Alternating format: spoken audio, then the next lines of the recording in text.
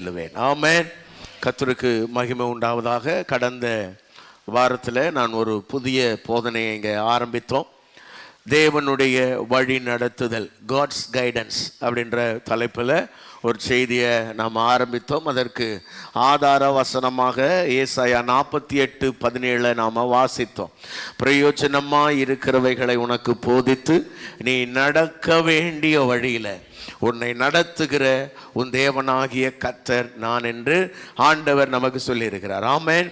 நடக்க வேண்டிய வழியில் நம்மை நடத்துகிறவர். இந்த உலகத்தில் நாம் பார்க்குறோம், இயற்கையெல்லாம் விலங்குகளெல்லாம் அது தன்னுடைய பாதையை அறிந்திருக்கிறது. இயற்கை, சூரியனாகட்டும், சந்திரனாகட்டும், மின்னல்களாகட்டும், மழையாகட்டும், சமுத்திரங்களாகட்டும், எல்லாவற்றுக்கும் தேவன் ஒரு பாதையை நிர்ணயித்து அந்த பாதையில் தான் பயணிக்க வேண்டும் என்று ஆண்டவர் ஆலோசனை சொல்ல, அந்த ஆலோசனையை உலக தோற்றம் முதல் இந்த நாள் வரையில் சகல சிருஷ்டிகளும் அதை கேட்டுக்கொண்டிருக்கிறது. நம்மை விட சின்ன அறிவு படைத்த பறவைகள் எல்லாம் தான் போகிற பாதையை சரியாய் அறிந்து சரியாய் பயணிக்கிறது.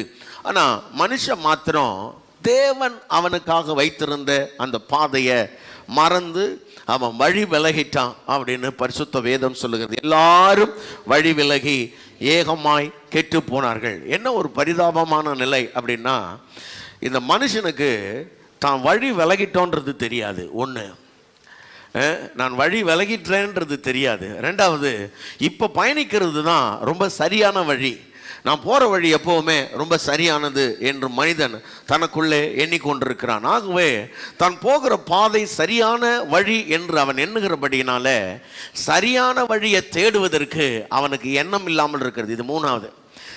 சரியானது எதுன்றது அவனால் என்ன பண்ணவே முடியல, தேடவே முடியலை, அல்லது தெரிந்து கொள்ளவே அவன் மனம் இல்லாதவனாய் வாழ்ந்து கொண்டிருக்கிறான். இந்த உலகத்தில் ஏராளமான மக்கள் அப்படி தான் இருக்கிறாங்க. கவனிங்க. ஆனால் அப்படி போனதனுடைய முடிவு என்ன அப்படின்னு சொன்னால், அது பெரிய ஆபத்தாக அல்லது மரணமாக முடியும் என்று பரிசுத்த வேதம் சொல்லுகிறது. ஆகவே தான் ஒரு தேவனுடைய பிள்ளைகள் இன்றைக்கு நாம் என்ன செய்யணும் அப்படின்னா, ஒன்று, ஆண்டவரே எனக்கு தெரில, நான் ஒரு பிளைண்டாக இருக்கிறேன், கண்ணு தெரியாத ஒரு பார்வை இல்லாத ஒரு மனுஷனை போல இருக்கிறேன், எனக்கு நான் போகிற வழி சரியா தப்பா எனக்கு எதுவுமே தெரில, ஆண்டவரே என்ன நீங்கள் நடத்தணும்னு முதல்ல ஒத்துக்கணும். Praise God. ஆமென். ஒரு தேவனுடைய பிள்ளை எனக்கு வழி தெரியவில்லை என்று அவன் ஒப்புக்கொள்ள வேண்டியது அவசியம் முதல்ல. ரெண்டாவது, எனக்கான சிறந்த வழிகாட்டியாக கிறிஸ்து மாத்திரம்தான் இருக்க முடியும். வேற யாரும் இந்த உலகத்தில் உங்களுக்கு சிறந்த வழிகாட்டியாக இருக்க முடியாது என்பதை நாம் அறிந்து கொள்ள வேண்டியது அவசியம். ஏனென்றால் கவனிங்க, இந்த வாழ்க்கை பாதை என்பது ஒவ்வொரு நாளும் புதிய புதிய அனுபவங்களை அது நமக்கு கொடுக்கிறது. நாம் இந்த வாழ்க்கையை முன்னாடி வாழ்ந்ததில்லை. ஒவ்வொரு நாளும் டர்ன்ஸ் அண்ட் ட்விஸ்ட், எல்லாருடைய வாழ்க்கையிலும் ஏதோ சில அற்புதங்களால் நிறைந்த, அதிசயங்களால் நிறைந்த, ஆச்சரியங்களால் நிறைந்த வாழ்க்கையை தேவன் நமக்கு வரமாக கொடுத்திருக்கிறார். ஆமென். எத்தனை பேர் அதை பார்த்து சந்தோஷப்படுறீங்க? ரோலர் கோஸ்டரில் போகும்போது எல்லாம் ஏறினே இருக்குன்னு நினைக்கக்கூடாது. திடீர்னு சொர்க்கம் ஆன்னு கத்தி என்ஜாய் பண்ணணும் அதை கூட. Praise God. ஆமென். புரியல உங்களுக்கு? பக்கத்தில் கைப்பிடி சொல்லுங்க. ஏறும்போது சந்தோஷப்படுற மாதிரி இறங்கும் போதையும் சந்தோஷப்படு, என்ஜாய் பண்ணு, எல்லாம் என்ஜாய் பண்ணிக்கணும். ஆமேன்னு சொல்லுங்க பார்க்கலாம். ஆமாம், எல்லாத்துக்கும் அப்படியே அழுதுகுனே இருந்தா என்ன வருது? என்ஜாய் பண்ணுங்க வாழ்க்கையை. அப்போ எல்லா விதமான ஏற்ற இறக்கங்களும் நிறைந்த ஒரு வாழ்க்கையை தேவன் என்ன பண்ணியிருக்கிறார்னா நம்ம கொடுத்துருக்கிறார். இந்த பாதையில் அவர் மிக சிறந்த வழிகாட்டியாக இருக்கிறார். அப்போ அவரை மாதிரி சிறப்பாக வழி நடத்தவே முடியாது நாம். அதனால தான் இந்த சங்கீதக்காரன் என்ன சொல்கிறார்னா, வழி காட்டுறதோடு நிறுத்திடாதீங்க, என்னை வழி நடத்தி அருளும் சொல்கிறார். நீங்கள் தூரத்துலேருந்து அங்கேருந்து லெஃப்ட் போ ரைட்டு போன்னு மேப் போட்டு கொடுத்துட்டு நீங்கள் ஒதுங்கிடாதீங்க, என்னை வழி நடத்தி அருளும் அப்படின்னு ஜெபம் பண்ணுறார். அப்போது மூணாவது முக்கியமான காரியம், அவரை அறிந்து கொள்றதோட மாத்திரம் நிற்காம, ஆண்டவரே என்னை நடத்துங்க அப்படின்னு நம்ம வாழ்க்கையை அவருடைய கரத்தில் ஒப்பு கொடுக்க வேண்டியது அவசியமாக இருக்கிறது அப்படின்னு சொன்னேன். இப்போ போன வாரம் நீங்கள் இந்த செய்தியை கேட்டவங்களுக்கு ஒன்று சொல்கிறேன். உங்கள் வழிகளை சிந்திச்சு பார்த்துருக்கீங்களா? நீங்கள் என்னைக்கு சரியான பாதையில் இன்றைக்கி பயணிச்சுக்கிட்டு இருக்கிறீங்களான்னு உங்களுக்கு தெரியுமா அப்படின்னு நான் கேட்குறேன். உங்கள் வாழ்க்கையை கொஞ்சம் சரியாக நிதானித்து பாருங்கள். சிலர்லாம் பாதி முக்கால்வாசி தூரம் வந்ததுக்கு பிறகு திரும்பி பார்த்தீங்கன்னா சரியாக தான் வந்துக்கிட்டு இருக்கிறோமா இல்லையான்னு கூட தெரியாது. அப்போ நல்லா கவனிங்க அருமையான தேவனுடைய பிள்ளைகளை, இன்றைக்கு வாழ்க்கையை சரியான வழியை நாம் முதல்ல கண்டுபிடிக்க வேண்டியது அவசியமாக இருக்கிறது. இந்த உலகத்தில் ஏராளமான வழிகள் இருக்கிறது. அதுதான் போன வாரம் கூட சொன்னேன். மனுஷனுக்கு செம்மையாய் தோன்றுகிற வழிகள் உண்டு. நீதிமொழிகள் 14ஆம் அதிகாரத்தில் தெளிவாக எழுதியிருக்கார் ஆண்டவர். நிறைய வழிகள் இருக்குது.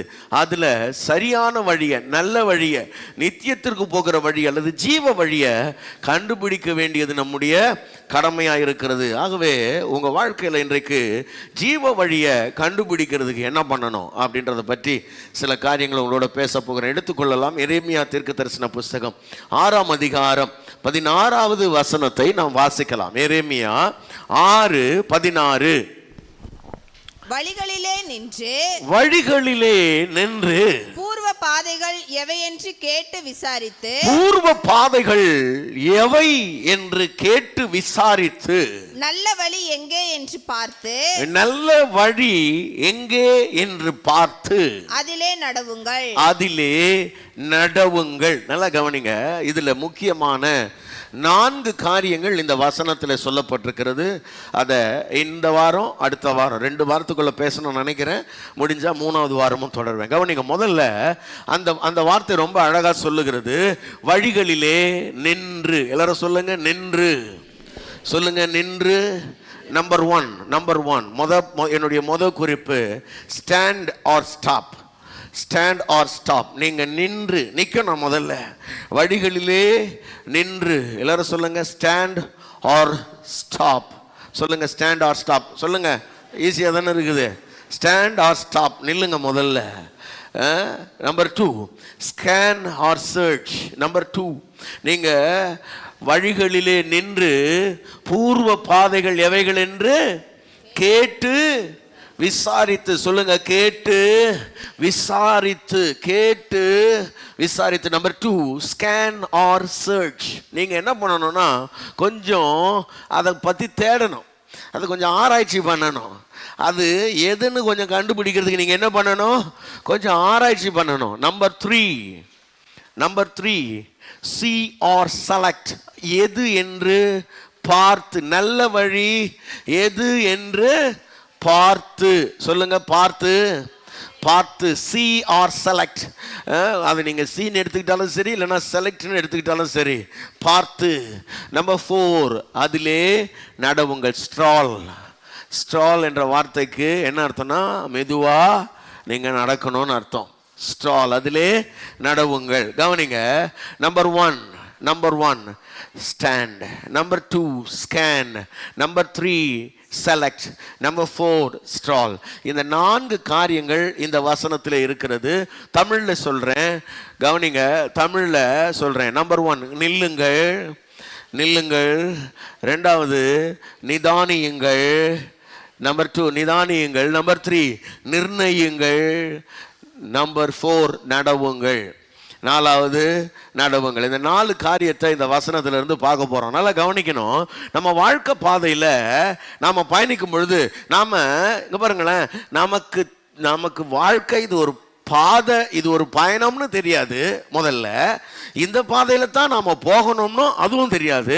நமக்கு என்னவோ பிறந்துட்டோம், வாழ்ந்து தான் தீரணும், வாழ்வோம் அப்படின்னு வாழ்வோம். இதில் நமக்கு ரொம்ப முக்கியமாக அவன் பக்கத்தில் இருக்கிறவங்கள கொஞ்சம் ஒப்பிட்டு பார்த்துப்போம். நான் அவனை மாதிரி வாழ்கிறேன்னா, இவனை மாதிரி வாழ்கிறேன்னா, எங்கள் அப்பாவை மாதிரி வாழ்கிறேன்னா, தாத்தாவை மாதிரி வாழ்கிறேன்னா, என் சித்தி மாதிரி வாழ்கிறேன்னா, மாமா மாதிரி வாழ்கிறேன்னா, எழுத்து வீட்டுக்காரன் மாதிரி வாழ்கிறேன்னா, பக்கத்து வீட்டுக்காரன் மாதிரி வாழ்கிறேன்னா, இல்லைன்னா என் நண்பனை மாதிரி வாழ்கிறேன்னா, என் எதிரிய மாதிரி வாழ்றேன், யாரை மாதிரி நான் வாழ்றேன், இவ்வளவுதான் நமக்கு தெரிஞ்சது, இப்படித்தான் வாழணும் அப்படின்னு நமக்கு தெரிஞ்ச வாழ்க்கையை வாழ்ந்துகிட்டு இருக்கிறோம்.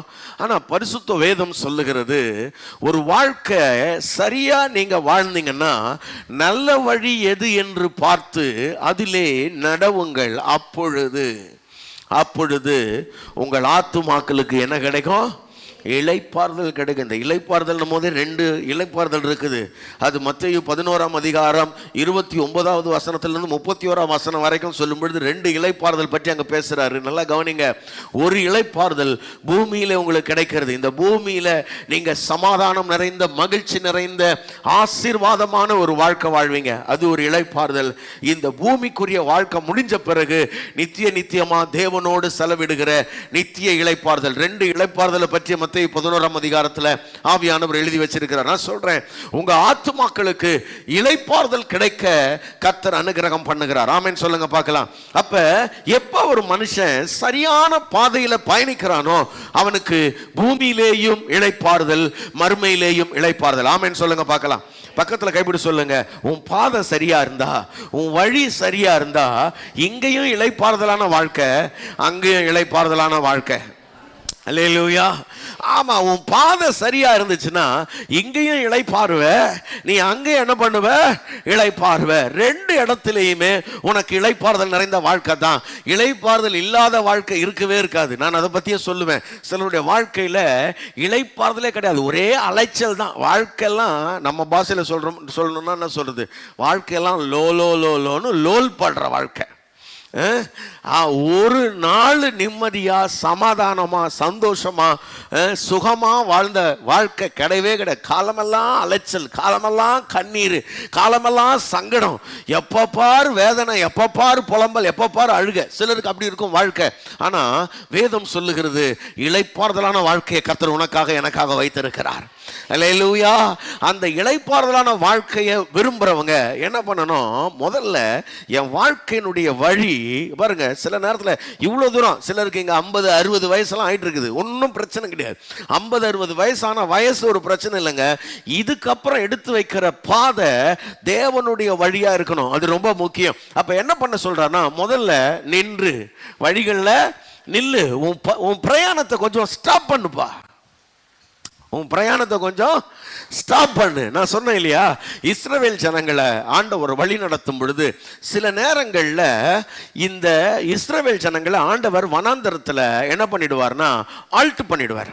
வனாந்தரத்தை ஆல்ட் பண்ணிடுவார். எவ்வளோ நாள் ஹால்ட் பண்ணுவார்னு பார்த்தீங்கன்னா, 1 நாள் 2 நாள்லாம் கிடையாது. சில நேரங்களில் மாச கணக்கில் ஹால்ட் பண்ணிடுவார்.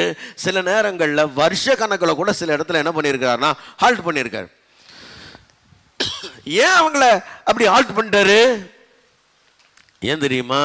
அவங்களுடைய பயணம் அடுத்த ஸ்டெப் அவங்க எடுத்து வைக்கும் பொழுது ரொம்ப சமாதானம் நிறைந்ததா அந்த பயணம் தொடர வேண்டும் என்று கர்த்தர் விரும்புகிறார். அப்ப நல்லா கவனிங்க. சில நேரங்களில் கண்ணை மூடிக்கிட்டு அப்படியே ஓடிக்கிட்டே இருக்காம, அப்படி நம்ம என்ன சொல்றோம், விதி விட்ட வழிபடி நான் பாட்டு போயிட்டே இருக்கிறேன், காலம் போற போக்கில் நான் போயிட்டே இருக்கிறேன் இல்லையா? இந்த உங்களுக்கு நீங்கள் யாரும் சினிமாலாம் பார்க்க மாட்டீங்க.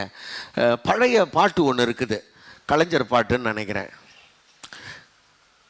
காகித ஓடம் கடலலை மீது போவது போல, சிலருக்கு தெரியுது பாரு, போவரும் போவோம் இல்ல, ஆதரவின்றி, அப்படிதான் காகித ஓடம் போற மாதிரி. அது எப்படி வச்சுன்னு போதோ அப்படியே நம்ம போயிடுவோம்.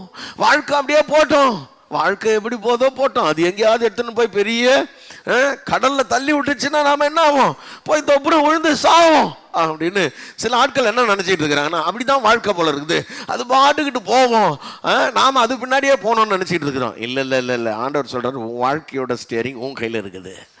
பக்கத்தில் கைப்பிடி சொல்லுங்க, இது ஓடம் மாதிரி அடிச்சுன்னு போற வாழ்க்கை கிடையாது, கப்பல் மாதிரி திசை திருப்புகிற வாழ்க்கை. ஆமேன்னு சொல்லுங்க பார்க்கலாம். எத்தனை பேர் அதை விசுவாசிக்கிறீங்க? ஆமா, ஓடம் மாதிரி அடிச்சுக்கிட்டு போற வாழ்க்கை நீ நினைச்சனா அது தப்பு. கர்த்தர் சொல்றாரு, உன்னுடைய கப்பலுடைய சுக்கானை கர்த்தர் உன் கரத்துல கொடுத்திருக்கிறார். உன் வாழ்க்கையினுடைய பயணத்தை திசை மாற்றக்கூடிய ஆற்றலை ஆண்டவர் உனக்கு கொடுத்திருக்கிறார். எத்தனை பேர் அதை விசுவாசிக்கிறீங்க? அருமையான தேவனுடைய பிள்ளைகளே, அப்ப இந்த கால வேளையில நாம் செய்ய வேண்டிய ஒன்று என்னன்னா, முதல்ல நம்முடைய வேகமா அப்படியே பார்த்தீங்கன்னா உலகம் அப்படியே பரபரப்பா ஓடிட்டு இருக்குதுல்ல, அப்படியே பரபரப்பா ஓடிட்டு இருக்குது. காலைல எழுந்திருக்கிறது, அப்படியே பிள்ளைங்களுக்கு சாப்பாடு கட்டுறது. நீங்க பாருங்க, 2025 ஆரம்பிச்சோம், அப்படியே டக்குன்னு 26 வந்துடுச்சு, 26 ஆரம்பிச்சோம், 10 நாள் ஓடிடுச்சு. என்னடா இது, இன்னும் ஓடிடும், இன்னும் கடற்கரைன்னு ஓடிடும். ஏன்னா வாழ்க்கை அவ்வளோ பரபரப்பாக போயிட்டு இருக்குது. காலைல எழுந்திருக்கிறது, ஸ்கூலுக்கு போகிறது, டியூஷன் போகிறது, அந்த கிளாஸு இந்த கிளாஸு, அப்படி இப்படி. இதுக்கிடையில் சர்ச்சு வேறு, சர்ச்சில் பாஸ்டர் வேறு அதாவது ஹோம்ஒர்க்கு கொடுத்துட்றாரு. இதெல்லாம் பண்ணி பண்ணி பண்ணி நம்ம வாழ்க்கை எங்கேயோ பரபரப்பாக போயிட்டு இருக்குதுல்ல. இந்த பரபரப்பான நேரத்தில் கொஞ்சம் நில்லுங்கன்றார். ஸ்டாப், கொஞ்சம் நில்லுங்கப்பா. உன் ஆத்துமாவை கொஞ்சம் அமர பண்ணு. அமர பண்ணி என்ன என்ன யோசிக்க சொல்கிறாருன்னா, நீ போயிட்டுருக்கிறிய, நீ ட்ராவல் பண்ணுறிய இந்த பாதை உன் இளைப்பாறுதலுக்கான பாதையான்னு முதல்ல பாரு. சமாதானத்துக்கு எதுவான பாதையான்னு பாரு. ஆசீர்வாதத்துக்கான பாதையான்னு பாரு. சில ஆட்களுக்கு இல்லை, இங்கே பாருங்க, அப்படியெல்லாம் கிடையாது, அப்படிலாம் கிடையாது, போயிடணும் சாமி, போயிடணும்னு எந்த பஸ்லயாவது யாருன்னா என்ன பண்ணுவேன், எந்த ட்ரெயினில் ஒன்றா யாருன்னா என்ன பண்ணுவேன். சிலர் பாருங்க, மனசு விரக்தி ஆயிடுச்சுன்னா சொல்லுவாங்க, நான் எங்கேயாவது போயிடலான்னு இருக்கிறேன், சென்ட்ரலில் போய் எதையாவது ஒரு ட்ரெயினில் போய் உக்காந்துக்கணும், அது எங்கே போதோ போயிடணும். சிலர் இது மாதிரிலாம் பேசுறத கேள்விப்பட்டிருக்கீங்களா? ரொம்ப விரக்தி அடைஞ்சிட்டாங்க வாழ்க்கையில். விரக்தி ஆயிடுச்சுன்னா அந்த ட்ரெயின் எங்கே போகுதுன்னே தெரியாது, ஏறி உக்காந்துட்டேன், அப்புறம் தான் தெரிஞ்சுது அது எங்கே போச்சுன்னு. ஆமாம், ஜார்க்கண்ட் போய் நின்றுச்சு, சொத்துரும். அங்கே போனால் பாஷா வேற தெரியல, கேன்றான். எவன் யார சொல்லுது அதில் இல்லை, ஒரு கோபத்தில் வந்துட்டேன், இவனெல்லாம் விட்டுட்டு கண்காணாத தேசத்துக்கு போகணும் தான் நான் வந்துட்டேன். அப்படிலாம் கிடையாது. அந்த மாதிரி எங்கே போகிறேன்னே தெரியாமல் பஸ்ஸில் என்ன பண்ணக்கூடாது, ஏறவே கூடாது. ஏறினா கண்டக்டர் என்ன கேட்பார், எங்கே போகணுன்னு கேட்பார். ஆமாவா இல்லையா? என்ன சொல்கிறீங்க? கண்டக்டர் என்ன கேட்பார், எங்கே போகணுன்னு உங்களை தானே கேட்பார். எங்கேயாவது போன டிக்கெட்டை கொடுத்துட்றாரா? இப்போ இருக்கிற கண்டக்டர்லாம் அதான் பண்ணுறான். ஏன் தெரியுமா? டிக்கெட்டெல்லாம் இலவசம், எங்கே வேணா போ, இந்த பஸ் இவ்வளோ தூரம், ஆமாம் நீ எங்கே வேணா இறங்கிக்கலாம், எங்கே போகிறாலாம் அவர் கேட்குறது இல்லை, எங்கே வேணா போ போ. ஏறி ஒரு 4 டிக்கெட்டை கீழ்ச்சி கையில் கொடுத்துருவாரு, இறங்கு, இது இவ்வளோ தூரம் தான் போவோம், நீ அதுக்கு இடையில என்ன இறங்கலாம், இல்லைன்னா கூடவே வரதுனால வரலாம், கடைசி வரைக்கும் எங்கள் 2 பேரும் கம்பெனி கொடுக்கலாம். யாருக்கு? டிரைவருக்கும் கண்டக்டருக்கும் கம்பெனி கொடுக்கறது அவர் கூப்பிட்டுக்கிறாரு. கவனிங்க அருமையான தேவனுடைய பிள்ளைகளே, நான் உங்களுக்கு சொல்கிறேன், நீங்கள் போகிற இடம் சரியாக உங்களுக்கு தெரியலனா, டெஸ்டினேஷன் தெரியலனா, சேரும் இடம் தெரியலனா, உங்களுடைய பாதையை தயவு செய்து கொஞ்சம் நீங்கள் நின்று நிதானிங்க. நான் எங்கே தான் போயிட்டுருக்கிறேன், எதை நோக்கித்தான் நான் பயணிக்கிறேன், என் வாழ்க்கை எதை நோக்கி ஓடிக்கிட்டு இருக்குது அப்படின்னு தெரியலனா, இங்கே தான் அவர் சொல்கிறாரு, கொஞ்சம் நின்று. எல்லாரும் சொல்லுங்க, வழியிலே நின்று நின்று. ஏன்னா நீங்கள் முக்கால்வாசி தூரம் வந்திருந்தா கூட பிரச்சனை இல்லை. ஏன்னா தப்பான ஒரு இடத்துக்கு போய் சேர்றதை விட, கவனிங்க, திரும்ப ரிட்டர்ன் போயிடலாம், திரும்ப ஃபர்ஸ்ட்லேருந்து ஆரம்பிக்கலாம். ஆமேன்னு சொல்லுங்க பார்க்கலாம். பக்கத்தில் கைப்பிடி சொல்லுங்க, தப்பான ஒரு இடத்துக்கு போய் சேர்றதை விட திரும்பவும் படைசுல இருந்து என்ன பண்ணலாம், முதல்ல இருந்து ஆரம்பிக்கலாமா, ஆரம்பிக்க கூடாதா? எத்தனை பேருக்கு நான் சொல்றது புரியுது? தவறான இடத்துக்கு போய் சேர்றதை விட சரியான இடத்தை நோக்கி இன்னைக்கு என்ன பண்ணலாம்னா தொடங்கலாம். ஒரு பயணத்தை புதுசாக இன்னைக்கு ஆரம்பிக்கலான்றேன் நான். அப்படி ஆரம்பிக்கணும்னா, இல்லைன்னா நீ போகிற பாதையே தப்பு, நான் ஐயோ நான் இவ்வளோ தூரம் வந்துட்டேனே, அதுக்காக நீ போய் நான் நரகத்துக்கா போக முடியும்? இவ்வளோ தூரம் வந்துட்டேனே, புரியுதா உங்களுக்கு? நீங்கள் ஒரு சாப்பாடு சமைக்கிறீங்கன்னு வைங்களேன், செஞ்ச சாப்பாடு சில நேரத்தில் ஏதோ ஒன்று தப்பான பொருட்களை போட்டால் அந்த ஃபுட் பாய்சன் ஆகிடுதுன்னு வைங்களேன். சாப்பாடு சில நேரத்தில் ஃபுட் பாய்சன் ஆகிடும், தெரியுமா? சிலருக்கு சாப்பிட்டா தெரியுமா தெரியாதா? ஆமாம், ஒரு மாதிரி பண்ணிடும். சிலருக்கெல்லாம் செத்தே போயெல்லாம் இருக்கிற ஆட்கள் சில நேரத்தில். அப்போ ஃபுட் பாய்சன் ஆகிடுச்சின்னு வைங்களேன், அதை என்ன பண்ணுவீங்க? கட்டாயம் சாப்பிட்டு தான் பண்ணுவீங்களா? ஏங்க என்னங்க அவ்வளோ காசு செலவு பண்ணி செஞ்சுருக்குது பிரதர், வேஸ்ட்டாக பண்ணுறது? காசு செலவு பண்ணி செஞ்சிருந்தனால என்ன பண்ணணும்? சாப்பிட்டே ஆகணுமா? செத்து போயிடுவோம். அந்த காசெல்லாம் இப்போ பார்க்கக்கூடாது. இப்போ என்ன பண்ணிடணும்? அதை தூக்கி எவ்வளோ காசு ஆனாலும் கீழே போட்டுறணும். எவ்வளோ காசு ஆனான்னு, அதை விட ரொம்ப முக்கியமானது உயிர். அதுக்காக நான் பயணம் செஞ்சுதான் ஆவேன்னு தவறான ஒரு பாதையில் போய் கெட்டு போகணும்னு நினைக்கிறது இருக்குல்ல, அது ரொம்ப தப்பானது. நான் நரகத்துக்கு தான் போவேன், நான் சாபமான ஒரு வாழ்க்கையை தான் சூஸ் பண்ணுவேன், நான் தவறான ஒரு டெஸ்டினேஷனுக்கு நேராக தான் போவேன் அப்படின்னு விடாப்பிடியா போறது இருக்குல்ல, அதை விட ஒரு முட்டாள்தனமானது எதுவுமே கிடையாது, எதுவுமே கிடையாது. பிரைஸ் காட், அல்லேலூயா. புரியுதா நான் சொல்றது உங்களுக்கு? என்னண்ணே பெங்களூருக்கு போகிறதுக்கு கிளம்புறீங்க. கிளம்பி போகும்போது எங்கேயோ ஒரு இடத்துல டேக் டைவர்ஷன் எடுத்து வேறு ரூட்டுக்கு போயிட்டீங்க. பஞ்சாப் போயிட்டீங்க. சரி வந்தது தான் வந்தோம், பஞ்சாப் பார்த்துட்டு போயிடலான்னு போவீங்களா, இல்லை மறுபடியும் பெங்களூருக்கு ரிட்டர்ன் வருவீங்களா? சில ஆட்கள் போனால் போகலாம், பஞ்சாபுக்கே போயிடலான்னு போயிடுவோம் பாருங்க. வேறு என்ன பண்ணுறது பிரதர், குஜராத்துக்கு எதுக்காக போயிடுவோம், ஏதாவது ஒன்று பண்ணுவோம். என்ன பண்ணுறது, ரூட்டு மாறிடுச்சு. அப்படிலாம் இல்லை, யூ டர்ன் எடுக்கணும். ஆமான்னு சொல்லுங்கள் பார்க்கலாம். வாழ்க்கையில் எந்த இடத்துலையும் யூ டர்ன் எடுக்கிறதுக்கு பெரிய தைரியமும் துணிச்சலும் வேணும். ஆமான்னு சொல்லுங்கள் பார்க்கலாம். பக்கத்தில் கைப்பிடி சொல்லுங்கள். என்ன வயசானாலும், ஆமாம், எவ்வளோ லேட் ஆனாலும் லைஃப்பில் யூ டர்ன் எப்போ எடுக்கணும்னா, இங்கே பாருங்க, எப்போ எடுக்கணும்னா என் பாதை சரியில்லைன்னு புரிஞ்சிடுச்சுன்னா, இல்லை இந்த வழி தப்பு, இது சரிப்பட்டு வராதுன்னு தெரிஞ்சதுன்னா யூ டர்ன் எடுக்கிறதுக்கான ஒரு கெத்து உங்களுக்கு வேணும். ஆமென் சொல்லுங்க பார்க்கலாம். அல்லேலூயா. அப்போ வழிகளில் நின்று முதல்ல ஸ்டாப், முதல்ல நில்லுங்க. அதனால எவ்வளோ பெரிய நஷ்டம், எவ்வளோ பெரிய இழப்புகள், தோல்விகள், அவமானங்கள் என்ன வந்தாலும் பரவாயில்ல, சரியான ஒரு பாதையில் நம்ம இன்றிலிருந்து கூட என்ன பண்ணலாம்னா பயணிக்க முடியும். கவனிங்க, அதுக்கு உங்களுக்கு 2-3 வசனங்களை நான் உங்களுக்கு உதாரணமாய் சொல்ல விரும்புகிறேன். கவனிங்க, யோசுவாவின் புஸ்தகம் 7ஆம் அதிகாரம், யோசுவா 7:6-9 வசனங்கள் வரையில நாம் வாசிப்போமானால், அப்பொழுது யோசுவா தன் வஸ்திரங்களை கிழித்துக்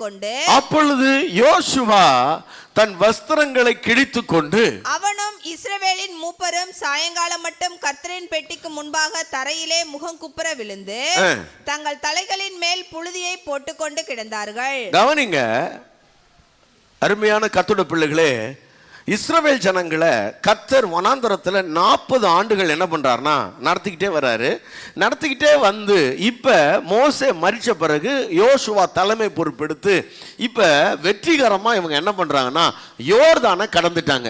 யோர்தானை கடந்த உடனே ஜனங்களுக்கெல்லாம் பெரிய ஆச்சரியம். என்ன ஆச்சரியம்னா, கர்த்தர் நம்ம கூட இருக்கிறாரு, தேவனுடைய அபிஷேகம் இந்த யோசுவா மேலே இருக்குது. ஏன்னா மோசே சிங்கடலை கடந்த மாதிரியே இந்த யோசுவா யோர்தானை கடக்கிறாரு, நம்ம கூட இப்ப கர்த்தர் இருக்கிறார், ஆகவே நம்ம ஜெயம் எடுப்போம் அப்படின்னு சொல்லி ரொம்ப சந்தோஷம். அதுக்கு அடுத்தது ஒரு பெரிய சேலஞ்ச். யோர்தானை தாண்டினதுக்கு பிறகு எரிகோ ஒன்று வருது. அந்த எரிகோவையும் இவங்க என்ன பண்றாங்கன்னா ஆர்ப்பரித்து வீழ்த்திடுறாங்க. எரிகோவினுடைய அலங்கம் விழுந்து போகுது. உடனே இப்ப டபுள் சந்தோஷம். ஐயோ, நமக்கு கானான் ரொம்ப சீக்கிரத்தில் என்ன ஆகும் போகுது, சொந்தமாக போகுது அப்படின்னு நினைக்கிற நேரத்தில் எரிகோவை விட ஒரு சின்ன பட்டணம், அந்த பட்டணத்துக்கு ஆயின்னு பேரு. அந்த பட்டணத்துக்கு பேருன்னா ஆய், நீங்க நினைக்கிற ஆய் இல்லை, அந்த ஊருக்கு பேரு அப்படி. அந்த பட்டணத்துக்கு ஆயின்னு பேரு. இந்த பட்டணத்துக்கு போகும்போது அங்க இருந்த யோசுவாவோட தளபதிகள் சொல்றாங்க, ஐயா இது ரொம்ப பெரிய ஊர் கிடையாது, நாம ஒரு 3000 பேர், ரொம்ப பேர் வேணாம், ஒரு 3000 பேர் நாங்கள் போய் சண்டை போட்டு இந்த ஊரை என்ன பண்ணிடுறோம், ஜெயிச்சிடும். அப்போ யோசிச்சு பாருங்க, அந்த 3000 பேர் நாங்கள் போனால் அவனுங்களை காலி பண்ணிடுவோன்னு அவ்வளோ கான்ஃபிடென்ட்டாக சொல்கிறாங்கன்னா அது எவ்வளோ சின்ன ஊராக இருக்குன்னு பாருங்களேன். இதே மாதிரி 3000 பேர் யுத்தத்துக்கு போகிறாங்க. நடந்ததை பார்த்தீங்கன்னா அப்படியே அந்த 3000 பேர் அப்படியே வெட்டுண்டு யுத்தத்தில் செத்து ரிட்டர்ன் ஆகுறாங்க. திரும்ப ஒரு 3000 பேர் போறாங்க. அவ்வளவுதான், இஸ்ரவேல் ஜனங்க தோக்குறாங்க. என்னடா இது, வெறும் 3000 பேர் போனா ஜெயிச்சிடலாம் நினைச்சா அடுத்தது தோல்வியா வந்துகிட்டு இருக்குது. இப்ப யோசுவா பார்த்தாரு, ஐயோ இதுக்கப்புறம் ஆளுங்களை அனுப்பி மறுபடியும் இருக்கிற கொஞ்சம் நெஞ்சம் பேரையும் தோத்துக்கிட்டே இருந்தா ஜனங்களுக்குள்ள என்ன ஆயிடும், ஒரு பெரிய அவங்க மனசு ரொம்ப கரைஞ்சு போயிடும், ரொம்ப பயத்தினாலும் திகில்னாலும் நடுங்கிடுவாங்க. ஆகவே என்ன பண்ணிட்டார் தெரியுமா, இப்போ போய் ஆண்டவருடைய சமூகத்தில் விழுந்துட்டார், ஸ்டாப் பண்ணிட்டார். யுத்தம்லாம் பண்ணாத, நில்லு, ஏதோ சம்திங் ப்ராப்ளம், என்னவோ பிரச்சனை இருக்கு இங்க. அப்படியே நின்றுட்டாரு. ஆண்டவர் சமூகத்தில் போய், ஆண்டவரே இவ்வளோ நாள் எங்களுக்காக நீங்க எங்களுக்கு முன்னாடி போனீங்க, யோர்தானை 2ஆ பிளந்தது, ஆண்டவரே நீங்க எங்க முன்னாடி வந்தீங்க, எரிகோவினுடைய மதில் சுவர் விழுந்தது, ஆனா சாதாரண இந்த ஆயி பட்டணத்துல நாங்க ஜெயிக்க முடியலையே, இந்த ஆயி பட்டணத்துக்கு முன்பதாக நாங்கள் தோற்று போயிருக்கிறோமே, எங்களுடைய ஜனங்கள் இங்க மரித்து போய் ரத்த வெள்ளத்துல கிடக்குறாங்களேன்னு சொல்லி அவன் என்ன பண்ணிட்டான் தெரியுமா, ஸ்டாப் பண்ணிட்டான். எல்லாம் ஸ்டாப், மொத்தமா ஸ்டாப்.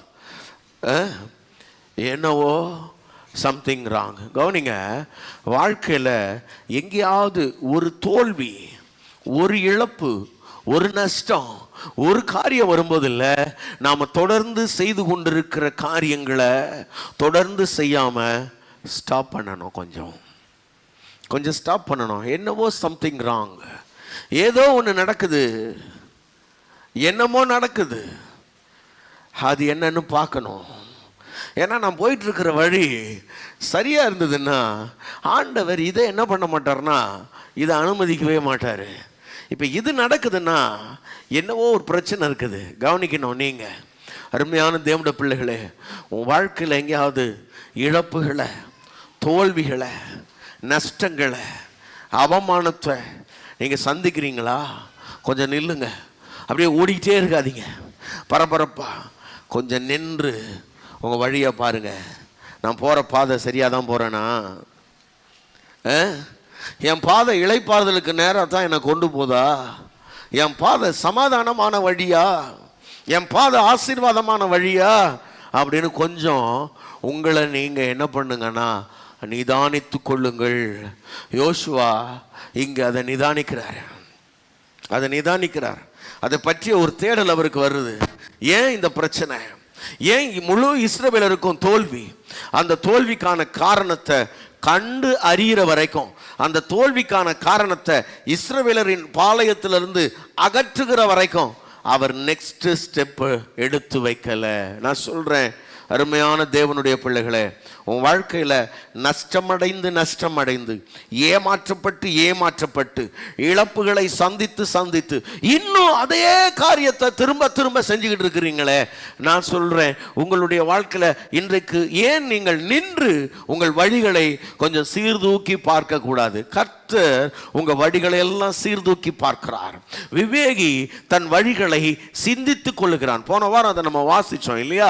விவேகி தன் வழிகளை சிந்திக்கிறான். கர்த்தர் ஒவ்வொரு மனுஷனுடைய வழிகளையும் சீர்தூக்கி பார்க்கிறார். அப்படியானால் இந்த கால வேளையிலே நீங்களும் நானும் ஏன் நம்முடைய வழிகளில் எங்கேயாவது சறுக்கல்களோ, இழப்புகளோ, தோல்விகளோ வரும் பொழுது நாம ஏன் தொடர்ந்து ஓடிக்கிட்டே இருக்கிறோம்? கொஞ்சம் நிப்போமே. இந்த டிவி ஓடிக்கிட்டே இருந்ததுன்னா கொஞ்சம் பாஸ் பட்டன் அமுக்கிவோம்ல, கொஞ்ச நேரம் நில்லு. அந்த மாதிரி உங்கள் ஓட்டத்துக்கு ஒரு பாஸ் பட்டனை ப்ரெஸ் பண்ணி கொஞ்ச நேரம் நில்லுங்க. ஏன்னா நீங்கள் ஓடுற பாதை சரியானதா என்பதை தயவு செய்து கண்டுபிடிப்பதற்கான ஒரு நேரம் எடுத்துங்க. ஒரு சின்ன பிரீத் எடுங்க. கொஞ்சம் உங்களை ஆராய்ந்து பாருங்கள். எங்கே என் ஓட்டத்தில் பிரச்சனை? எங்கே என் பாதையில் பிரச்சனை? நான் என்ன பண்ணிட்டு இருக்கிறேன்? என் பாதை சரியா இருந்தா வேற எதுதான் பிரச்சனை அப்படின்றத கொஞ்சம் நிதானியுங்கள். யோசுவா நிதானிக்கிறாரு. ஆண்டவர் சமூகத்தில் கேட்கிறாரு, ஆண்டவரே என்னதான்ப்பா பிரச்சனை? ஆண்டவர் சொல்ற வரைக்கும் விழுந்து கிடந்தார்களாம். ஆமேன் சொல்லுங்க பார்க்கலாம். கர்த்தர் சொல்ற வரைக்கும் விழுந்து கிடந்தாங்க. ஆமேன். Price God. எத்தனை பேர் ஆண்டவர் சொல்ற வரைக்கும் அப்படி விழுந்து கிடப்பீங்க? தேவன் நம்மளை கொண்டு போகாம அடுத்த ஸ்டெப்பு நாம போகணும்னு முயற்சி எடுக்கக்கூடாது. என் சுயபலத்தில், என் திறமையில், என் அறிவில், என் ஞானத்தில் எல்லாம் சாதிச்சிருவேன்னு நீங்க போனீங்கன்னா அதனுடைய முடிவுகள் இன்னும் பெரிய ஆபத்தாக, இன்னும் பெரிய தீங்காக மாறிவிடுவதற்கு வாய்ப்பு இருக்கிறது. So stop.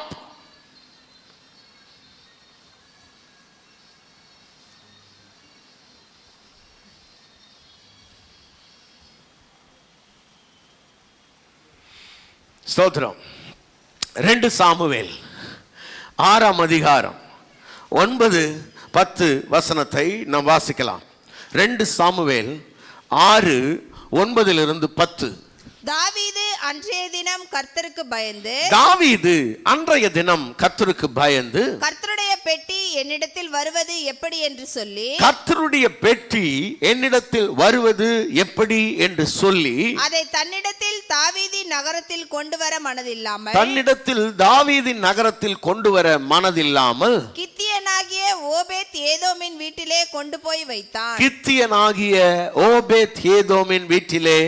போய் வைத்தான். கவனிங்க, தாவீது ராஜாவான பிறகு அவருக்கு ரொம்ப ரொம்ப ஆண்டவர் மேல பிரியம், ஆண்டவர் மேல ரொம்ப ஆசை. ஏன்னா அவர் பாருங்க, அவருடைய இருதயம் அப்படி நன்றினால் நிறையுது.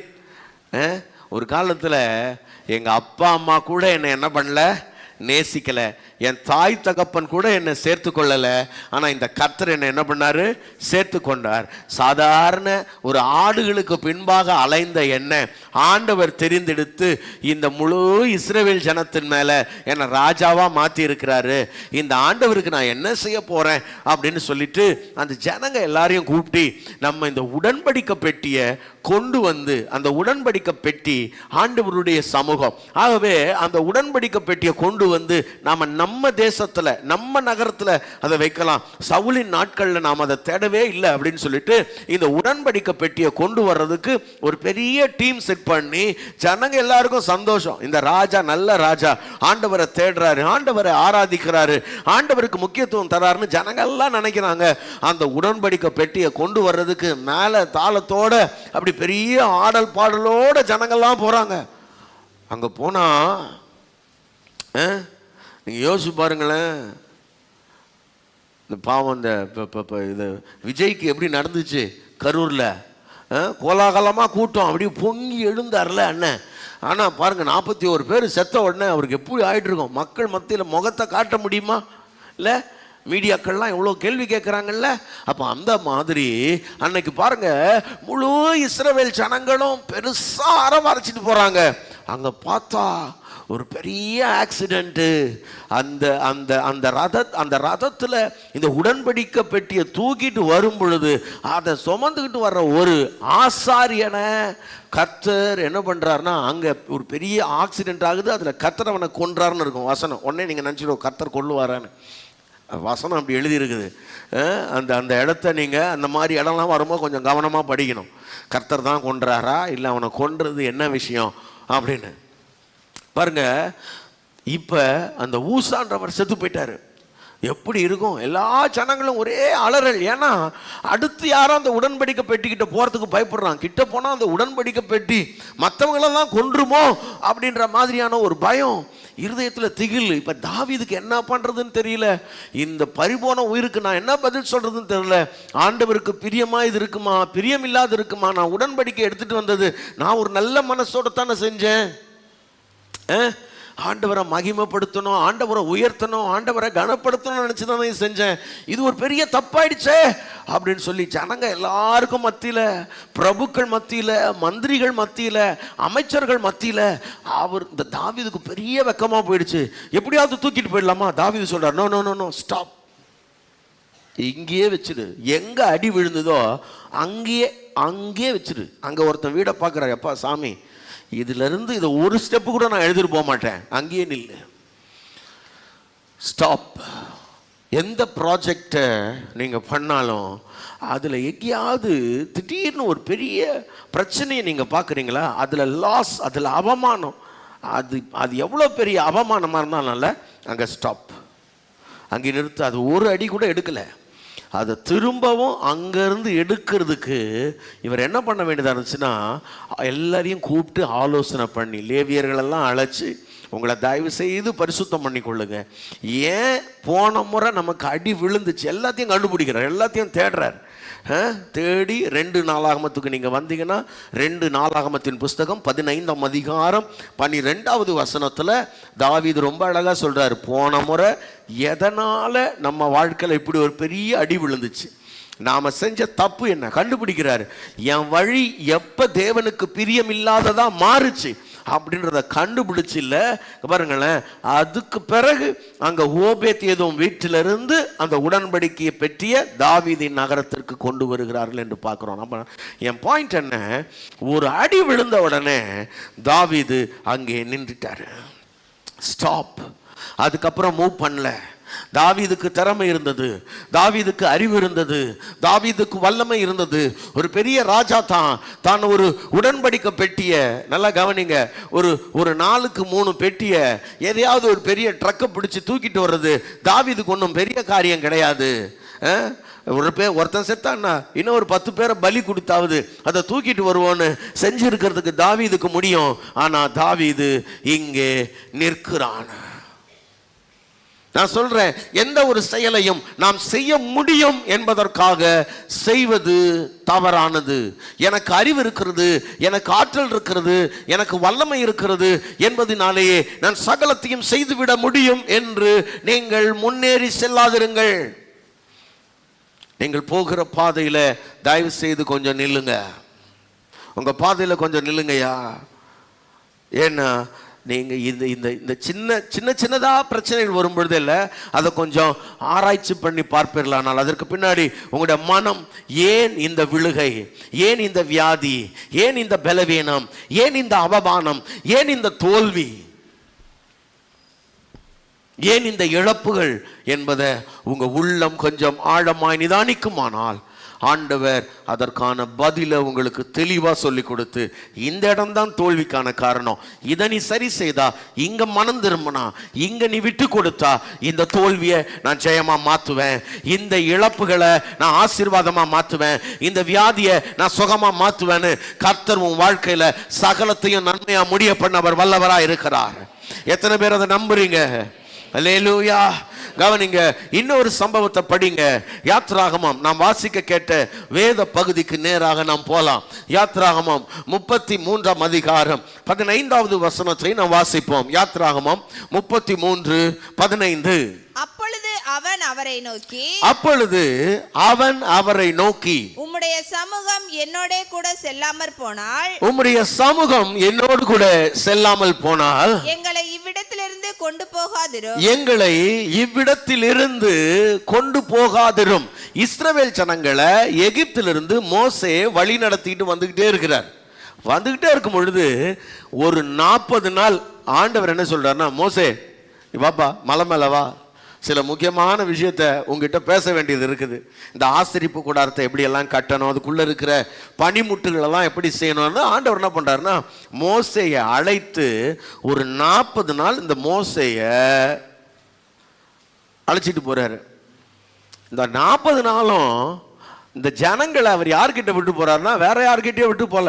அவர் ஒரு பிரதான ஆசாரியர் ஆரோனை நம்பி, எப்பா இந்த ஜனங்களை நீ கொஞ்சம் பார்த்துக்க, இந்த ஜனங்களுடைய பிரச்சனைகளை என்ன எதுன்னு கேளு அப்படின்னு விட்டுட்டு போறாரு. ஏன்னா பாருங்களேன், எப்பவுமே இந்த மக்களை ஹேண்டில் பண்றதுக்குன்னு ஒரு அனாயிண்டிங் இருக்குது, ஒரு அபிஷேகம் இருக்குது. இவரோட அனாயிண்டிங், ஆரோனுடைய அபிஷேகம்ல கூடாரத்துக்கு உள்ள வேலை செய்யும். ஆசரிப்பு கூடாரத்துக்குள்ள என்ன பண்ண முடியாது, வேற யாருமே என்ன பண்ண முடியாதுன்னா போக முடியாது. இந்த ஆரோனும் ஆரோனுடைய குமாரனும் அதுக்குன்னு பிரித்தெடுத்து பிரதிஷ்டை பண்ணப்பட்ட அவங்க மட்டும்தான் என்ன பண்ணணும், போகணும். ஆனா இங்க மக்களை மேனேஜ் பண்றதுக்கு இல்ல, ஆரோனால முடியல. ஜனங்க ஒரு விதத்துல அழுத்தம் கொடுக்குறாங்களா, அதை சமாளிக்கிறதுக்கு தெரியல. மோசேக்கு சமாளிக்க முடிஞ்ச அளவுக்கு ஆரோனால என்ன பண்ண முடியல, சமாளிக்க முடியல. உடனே என்ன பண்ணிட்டார் தெரியுமா, இந்த ஜனங்களுடைய சொல் பேச்சை கேட்டு ஒரு கண்ணுக்குட்டியை செஞ்சு, அந்த கண்ணுக்குட்டி தான் கர்த்தர்னு பேர் வச்சு, நீங்கெல்லாம் இந்த கண்ணுக்குட்டியை என்ன பண்ணுங்க, வணங்குங்கன்னு சொல்லிட்டாரு. ஜனங்க இந்த கண்ணுக்குட்டிக்கு கர்த்தர்னு பேர் வச்சு கர்த்தருக்கு பண்டிகைன்னு பலி செலுத்த ஆரம்பிச்சிட்டான். ஆண்டவர் அங்கிருந்து சொல்றாரு, இந்த இவனுங்களை வணங்கா கழுத்துள்ள ஜனங்க பத்திருந்தாது ஜென்மங்க இவனுங்க, நீ போ, இவனுங்களை என்ன பண்றன்னு மட்டும் பாருன்னு கீழே அனுப்பிட்டார். கீழே போ மோசே அப்படின்னு சொல்லிட்டு. இப்போ ஆண்டவருக்கு பயங்கர கோபம். ஏன்னா அவர் சொல்றாரு, இங்க பாருங்களேன், ரெண்டு ஆப்ஷன் வைக்கிறாரு. ஒன்று பாரு, இவனுங்களை அத்தனை பெரிய நான் அழிச்சிடுறேன், உன்னை நான் கானானுக்கு கொண்டு போறேன், உன்னை ஆசீர்வதிக்கிறேன்றார். முதல்ல மோசே அதுக்கு ஒத்துக்கல. அப்படிலாம் முடியாது, என்ன வேணா சாவடிங்க, இவங்க மேல இறக்கம் வைங்கன்றார். பிரைஸ் காட், ஆமென். அவர் நல்ல பாஸ்டர் போல இருக்குது, அவர் கர்த்தருக்கு ஸ்தோத்திரம், அல்லேலூயா. என்ன சாவச்சிடுங்க இந்த ஜனங்களை, அழிக்கவே கூடாதுன்னு நினைக்கிறாரு. அவர் ஒரு நல்ல பாஸ்டர் ஆகிறாரு. அந்த அளவுக்கு மாறுறதுக்கு நாம கூட முயற்சி பண்ணணும். நாம எல்லாரும் அல்லேலூயா. அவர் சொல்றாரு, இவனுங்களெல்லாம் காலி பண்ணிடுறேன், நீ கம்முன்னு எதுவும் பேசாதன்னா, இல்லை அப்படி அழிக்கவே கூடாது, நீங்கள் ஒருத்தர் மேலேயும் உங்கள் கரத்தை வைக்கக்கூடாது, அவங்கள பத்திரமா கானானுக்கு கொண்டு போய் சேர்க்க வேண்டியது என் பொறுப்பு அப்படின்னு அதுக்கும் விடலை. சரி, ரெண்டாவது சொல்கிறார், சரி உனக்கு என்ன, கானான் தானே, இந்த ஜனங்களோட போனோம்ல, நீ போ, உனக்கு வழி காட்டுறதுக்கு நான் தூதர்களை அனுப்புகிறேன், என் தூதர்களை அனுப்புகிறேன், அவங்க வழி காட்டுவாங்க, கானானுக்கு போய் சேர்ந்துரு, இவனுங்க கூட நான் வரமாட்டேன்றார் கர்த்தர். என்ன சொல்கிறாரு, இவனுங்க கூட நான் ட்ராவல் பண்ண மாட்டேன்றார். இவனுங்க என் கூட நடந்தானுங்கன்னா இவங்களை நான் சாவச்சிடுவேன்றார். அப்படியே பேசுகிறார். நான் சும்மா நம்ம பாஷையில் டிரான்ஸ்லேட் பண்ணிட்டு இருக்கேன். நீங்கள் படிச்சிங்கன்னா இந்த 33ஆம் அதிகாரம் முதல்லலாம் படிச்சிங்கன்னா இங்கே பாரு, இவனுங்களோட நான் வந்தேன்னா இவனை நான் அடிச்சே கொண்டுடுவேன்பா, ஏன்னா இவனுங்க பண்ணுறதெல்லாம் எனக்கு செட் ஆகலைன்றார். இப்போ மோசே சொல்கிறாரு, அதெல்லாம் முடியாது, நீங்கள் வந்து தான் ஆகணும். இந்த மோசே பாருங்களேன், ஆண்டவரை அப்படியும் விட மாட்டார், இப்படியும் விட மாட்டார். டேய் இவனுங்களை காலி பண்ணிடுறேன், உன்னை ஆசீர்வதிக்கணும், அதுவும் முடியாதுன்ட்டாரா. இப்போ இல்லை நீ போ, நான் தூதர்களை போட்டு அனுப்புகிறேன், நீ கூட்டின்னு போனா. இப்போ நம்மளா இருந்தால் என்ன பண்ணியிருப்போம், பா சோத்திரம், இதைத்தான் நாங்கள் எதிர்பார்த்தோம், நீங்கள் தயவு செஞ்சு வராதிங்க, எங்கள் கூட என்ன பண்ணுங்க. ஏன்னா அவர் வந்தால் என்ன பண்ணுவார், நையின்னு எதையாவது சொல்லின்னு இருப்பார், நச்சின்னு இருப்பார். சில புரியுதா உங்களுக்கு? உங்களுக்கு புரியலன்னா இங்கே புரிகிற மாதிரி சொல்கிறேன் பாருங்கள். சில ஆட்களுக்கு இங்கே பாருங்களேன், வீட்டில் யாராவது முக்கியமானவங்க இருந்தால் அங்கே அவன் அதை விரும்ப மாட்டான். இப்போ நம்ம சர்ச்சை எடுத்துக்குமே, இப்போ நான் இருக்கிறத எவ்வளோ பேர் விரும்புவீங்க? சோத்திரம் என்ன அது இல்லையா? நீங்கள் எங்கேயாவது ஜாலியாக இப்போ பீச்சுக்கு போகிறீங்கன்னு வைங்க, நான் கூட வந்தால் இவர் வேறு ஏன் வராருன்னு தெரில, தண்ணியில் கூட விளையாட விட மாட்டார். இவர் இல்லைன்னா நல்லா இருக்கும் தானே நினைப்போம் நம்ம. இவர் இருந்தால் எதையாவது சொல்லின்னு இருப்பார், எதுக்கு இவரெல்லாம் வீட்டில் விட்டு வாங்கடா அப்படின்னு நினைப்போம். சரியா? இப்போ நானே அப்படின்னா என்னோட கோடி மடங்கு கோடி மடங்கு பெரியவர் இவர். சரியா? அவர் ஜனங்க யோசிப்பான், என்ன யோசிப்பான், அவர் வரலன்னா பரவாயில்ல விடு, தூதனுங்க அனுப்புறாருல, ஆளுங்களை போட்டு அனுப்பிச்சிடுறாரு, டெய்லி சாப்பாடும் குத்துருவார், தண்ணியும் வந்துடும், தூதன் வேற வழி நடத்திடுவான், ஜாலி ஜாலி அப்படி தானே சொல்லணும். ஆனால் மோசே என்ன சொல்றாரு தெரியுமா? அதான் மோசே, நீங்கள் வரலன்னா இந்த கானானே எனக்கு வேணாம். எப்படி? அது என்னதான் பாலும் தேனும் ஓடுற தேசமாக இருக்கட்டும், நலமும் விசாலமுமான தேசமாக இருக்கட்டும், அரணான பட்டணங்கள் உள்ள தேசமாக இருக்கட்டும், எவ்வளோ பெரிய மகிமையாக இந்த பூமியில் இருக்கிற மகிமையாக இருக்கட்டும், அந்த வாழ்க்கை எனக்கு வேணாயா. நீங்கள் வந்தால் கானானுக்கு போகிறேன், நீங்கள் வரலன்னா எனக்கு கானானே வேணாம். உங்களை எத்தனை பேர் அப்படி சொல்லுவீங்க? எவ்வளோ பெரிய ஆசீர்வாதமாக இருந்தாலும், ஆண்டவரே நீங்கள் இல்லைன்னா எனக்கு ஆசீர்வாதம் வேணாம் ஆண்டவரே. இந்த உலகத்தில் அப்படி சொல்கிறதுக்கு ஆள் இருக்கானாயா? இருக்கானா? ரொம்ப நல்லவன் போல இருக்குது அவன். நம்ம ஆளுங்கன்னா தெரியுமா, ஆண்டவரே இல்லைன்னா கூட பரவாயில்ல, எனக்கு ஒரு பங்களா கட்சிட்டா போதும். ஆண்டவர்னா ஆண்டவர் எப்போன்னா தேடிக்கலாம், எனக்கு நல்லா 4 கார் இருந்தால் போதும். ஆண்டவர் எதுக்கியா? கத்தையா பணம் இருந்தால் போதும். இப்படி வாழ்கிறதுக்கு தானே மக்கள் விரும்புகிறான். ஆண்டவர்லாம் இருக்கட்டுங்க, ஃபோட்டோவில் இருக்கிறாருல, கிறிஸ்மஸுக்கு போய் பார்த்துக்கோ அவரை. ஆமாம், இல்லைன்னா கிறிஸ்மஸ் விட்டா நியூ இயருக்கு வந்துடுவார். அவரை ஸ்டாரை கட்டு கூப்பிட்டுக்கலாம். பெட்டி நிறைய பணம் கொடுத்தா என்ன பண்ணிடுவார், ஆண்டவர் டக்குன்னு வந்துடுவார். இவன் நினச்சின்னுக்குறான் பாஸ்ட்டு தான் வருவார். அதுலேயும் சில பாஸ்டர் தான் வருவாங்க, சிலர்லாம் வரமாட்டாங்க. இந்த தேவனை உன் வாழ்க்கையில் எப்படி வச்சுக்கிட்டு இருக்கிறேன்னு பாரு. மோசே இங்கே ஸ்டாப் பண்ணிட்டாரு. நீங்கள் வரலண்ணா ஆண்டவரே இந்த கானானே எனக்கு வேணாம்ப்பா. எவ்வளோ பெரிய ஆசீர்வாதமாக இருந்தாலும், எவ்வளோ பெரிய செழிப்பாக இருந்தாலும், அது எவ்வளோ மகிமையாக இருந்தாலும், நீங்கள் இல்லாத ஒரு வாழ்க்கை எனக்கு வேணாம் ஆண்டவரே. உங்களை எத்தனை பேர் இந்த கால வேளையில் அப்படிப்பட்ட இருதயத்தோடு காத்திருக்கிறீங்க? இருதயங்களை சோதித்தறிகிறவர் அதை அறிகிறார். இருதயத்தை சோதித்தறிகிறவர் அதை அறிகிறார். அதை அறிந்தாரானால் நல்லா கவனிங்க, உன் இருதயம் அப்படித்தான் வாஞ்சிக்குதுன்னா நீ கானான பார்க்கறது ரொம்ப சீக்கிரத்தில் பார்ப்ப. ஆமேன். உன் இருதயம் கானான அல்ல கர்த்தரை வாஞ்சிக்குதுன்னா கவனிங்க, நலமும் விசாலத்தையும் அல்ல அவருடைய சமூகத்தை உன் உள்ள நாடுதுன்னா கானான் உனக்கு சமீபமாக இருக்கிறது என்பதை நீ மறக்காத. அல்லேலூயா. சில ஆட்கள் கர்த்தரை அல்ல கானானை தேடித்தான் வர்றாங்க. ஏதாவது நல்லது நடக்கணும் வரோம் பிரதர், நல்லது நடக்கும். நல்லதை விட நல்லது கொடுக்கிற நல்லவரை தேடு. அல்லேலூயா. உங்களுக்கு உங்க வீட்டில் இருக்கிற பொருளை பிடிக்குமா, உங்க வீட்டில் இருக்கிற ஆளுங்களை பிடிக்குமா? சொல்லுங்க, சகோதரிகளுக்கு சொல்லுங்க. ஆளுங்கள் தான் பிடிக்குமா? வீடு பிடிக்குமா, உங்கள் வீட்டு காரை பிடிக்குமா? கார் பிடிக்குமா, வீட்டு கார் பிடிக்குமா? சிலருக்கு வீடு தான் பிடிக்கும், அது கிடக்குது, அது வந்தான்னா போனான்னா எங்கள் வீடு இருக்குது நான் பாட்டுன்னு இருப்பேன். ஆமாம், செத்த உடனே வீட்டை விற்று பணத்தை முடிப்போம் உனக்கு போட்டு அனுப்பிச்சப்போ அனுப்ப போகிறாங்க. சிலருக்கு அதில் தெரியாது. வீடு நகை, ஐயோ நகை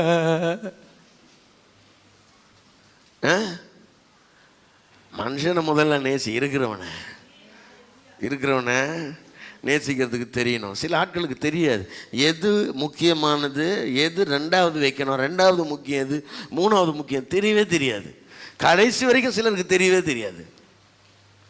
அருமையான தேவனுடைய பிள்ளைகளே, நான் உங்களுக்கு சொல்லுகிறேன், மோசே நின்றுட்டாரு. நீங்கள் வரலைன்னா நான் கிளம்ப மாட்டேன் ஆண்டவரே, எனக்கு கிளம்ப மாட்டேன்.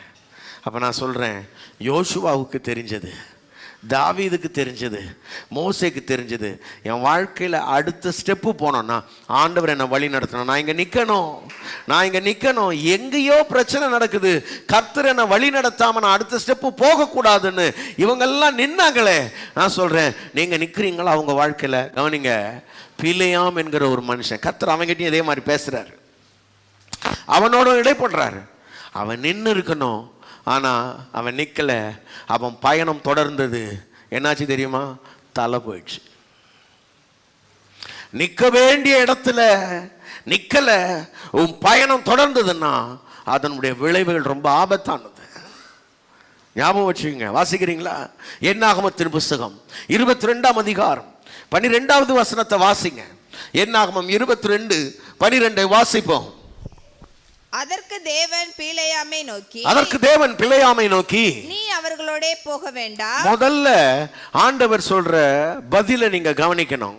பிலேயாம் போய் கேட்கிறார், ஆண்டவரே, இந்த ராஜா அனுப்பி இருக்கிற இந்த பிரபுக்களோட நான் போட்டுமா?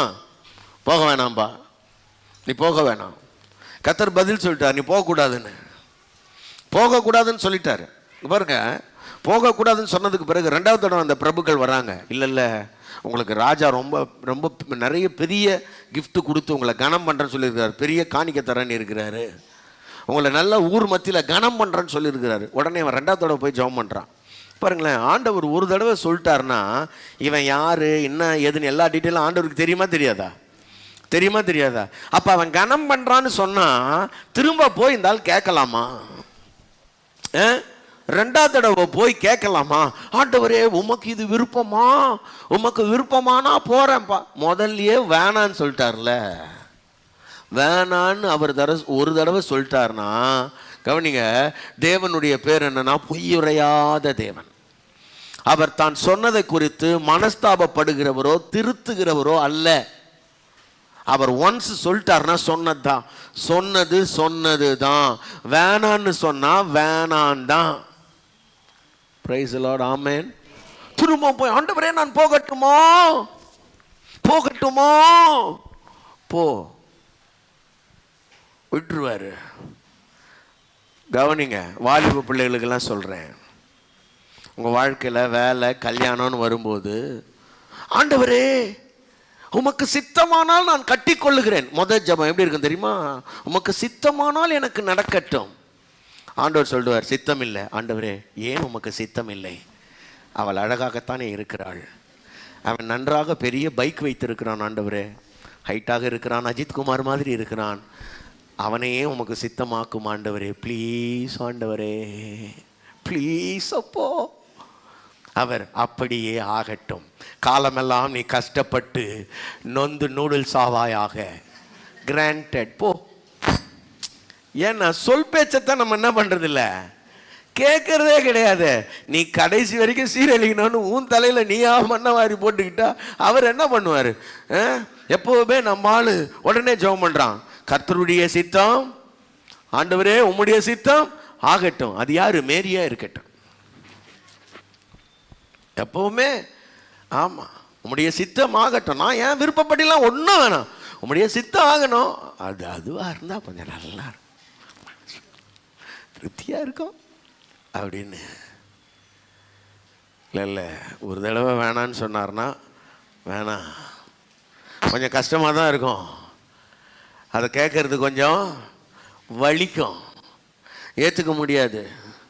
தேவனுடைய வழிகள் கொஞ்சம் கடினமாக இருக்கும். ஆனால் உன் வாழ்நாளெல்லாம் உன் பாதையெல்லாம் நெய்யா பொழியும். உன் வாழ்நாளெல்லாம் நன்மையும் கிருபையும் உன்னை தொடரும். உன் வாழ்க்கையெல்லாம் வசந்தமாக இருக்கும். அல்லேலூயா. ஆமாம், இங்கே ஸ்டாப் பண்ணியிருக்கணும். பிலேயாம் ஸ்டாப் பண்ணல. சரி, அவன் தான் கொஞ்சம் அறிவு கெட்டு போகிறான்னு ஆண்டவர் என்ன பண்ணுறாரு, கொஞ்சம் அப்படி டைம் கொடுத்துல செகண்ட் ஒரு வார்னிங் கொடுக்குறாரு. வாசிங்க 31 32 படிங்க. 22 31 32 வேகமாக வாசிக்கலாம். அப்பொழுது கர்த்தர் பிலேயாமின் கண்களை திறந்தார். பிலேயாமின் கண்களை திறந்தார். வழியிலே நின்று உருவின பட்டயத்தை தம்முடைய கையிலே பிடித்திருக்கிற கர்த்தருடைய தூதனை அவர் கண்டு, வழியிலே உருவின பட்டயத்தை ஒருத்தன் கையில பிடிச்சுக்கிட்டு இருக்கிறான். இப்போ ஒரு தூதன் வந்துட்டான். இப்போ கழுதையே மறந்து போய் கழுதை பேசுது. இந்த ஆள் பாருங்க, இந்த ஆள் கழுதை எடுத்துன்னு போய் செவுத்துல முட்டிடுச்சு. சும்மாவே கார் ஏன் ஆக்சிடென்ட் ஆகுதுன்னா இதனால தான். போகிற வழியில் வண்டி ஆக்சிடென்ட், உயிர் தப்பிச்சதே பெரிய விஷயம், போன பாதையே தப்பு. முதல்ல கழுதை சொல்லுது, என்ன ஏன் அடித்தாய் அப்படின்னு கழுதை பேசுது. சில நேரத்தில் இப்போ கார்லாம் பேசும் உங்ககிட்ட, உங்கள் வீட்டு பைக்கு கூட பேசும். கர்த்தர் உன் பைக்கு மூலமாக பேசுவார். என் பைக்கு மூலமாக பேசுவார். ஆமாம், ஏன் ஸ்டார்ட்டே ஆக மாட்டேற, நீ போகிற இடம் எங்கன்னு பாரு. நல்ல நேரத்தில் என் உயிரை வாங்கி தொலைக்காத. இல்லை உன் பாதையே சரியில்லைன்றதுக்காக தான் இதை ஸ்டாப் பண்ணுறேன். நீ உழைச்சி என்னையா உதைச்சிக்கிற, உன் கால் வலிக்க போகுது. உன் பாதை சரியில்லைன்றது தான் பிரச்சனையே. இப்போ காரு ஸ்டார்ட் ஆகலன்னு காரை போட்டு வச்சா என்ன வருதுங்க, காரு ஸ்டார்ட் ஆகல, ஏன் ஸ்டார்ட் ஆக மாட்டேன், ஸ்டார்ட் ஆகும் லட்சுமி, இல்லை ஸ்டார்ட் ஆகும் லட்சுமி. கார் அடிச்சா கார் ஸ்டார்ட் ஆகாது, லட்சுமி ஸ்டார்ட் ஆகாது. உங்களுக்கு அதெல்லாம் தெரியாது யார் அந்த லட்சுமின்னு. பரவாயில்ல விடுங்க. சரி கவனிங்க, கர்த்தர் சொல்றாரு, கழுதை மாத்திரம் பாதையிலிருந்து விலகாம இருந்திருந்தா உன்னை நான் கொண்டு போட்டு கழுதையை உயிரோட வச்சிருப்பேன். தூதன் பேசுறாரு. இப்பயாவது உணர்வடைஞ்சு இல்லை இங்க நின்று இருக்கணும். அவர் சொல்றார், நீ போன உடனே இல்லை, சரி சரி சரி நான் போறேன். இல்லை உங்களுக்கு விருப்பம் இல்லைன்னா சொல்லுங்க, நான் திரும்ப வேணா போயிடுறேன். எனக்கு விருப்பம் இல்லை, அதாவது உங்களுக்கு விருப்பம் இல்லைன்னா போயிடுறேன், ஆனால் எனக்கு விருப்பம், அது உனக்கு அதான விருப்பம் போடுறாரு. எப்படி எனக்கு விருப்பம் இல்லைன்னு தெரிஞ்சா உனக்கும் விருப்பம் இல்லாமல் ஆகணும்ல, ஆக மாட்டேங்குது. எனக்கு விருப்பம் தான், நீங்க தான் வேணான்றீங்களே. சரி போ, இதான் மாட்டிக்கணும் முழிக்கணும்னு ஆசைப்படுற, போ மாட்டிக்கோ. பாருங்க, தேவ மனிதர்கள் தேவனை சரியா புரிஞ்சுக்கிட்டவங்க தங்களுடைய வழிகள் எங்கேயாவது பிரச்சனை வரும்பொழுது அங்கேயே நின்றார்கள். அடுத்த ஸ்டெப்பு போல, யோசுவா போல, தாவீது போல, மோசே போல. ஆனா கொஞ்சம் அறகுறையா புரிஞ்சுக்கிற ஆட்கள்ல அவனுக்கு விளங்க மாட்டேங்குது. இல்லை அவர் தான் போக சொல்லிட்டாருப்பா, அவர் போக சொல்லலை, உனக்கு புரியல. அது ஆண்டவரோட லாங்குவேஜை கொஞ்சம் புரிஞ்சுக்கங்க. பக்கத்தில் கைப்பிடி சொல்லுங்க, அவர் பேசுறதை கொஞ்சம் தெளிவாக புரிஞ்சுக்கணும். அவரை புரிஞ்சாதான் அவர் லாங்குவேஜே புரியும். அவரை புரிஞ்சாதான் அவர் லாங்குவேஜ் புரியும். அவர் தானே போக சொன்னாரு, அவர் தானே போக சொன்னாரு, அவர் போகவே சொல்லலை, அது இவனுக்கு புரியவே இல்லை. அல்லேலூயா. ஆமா,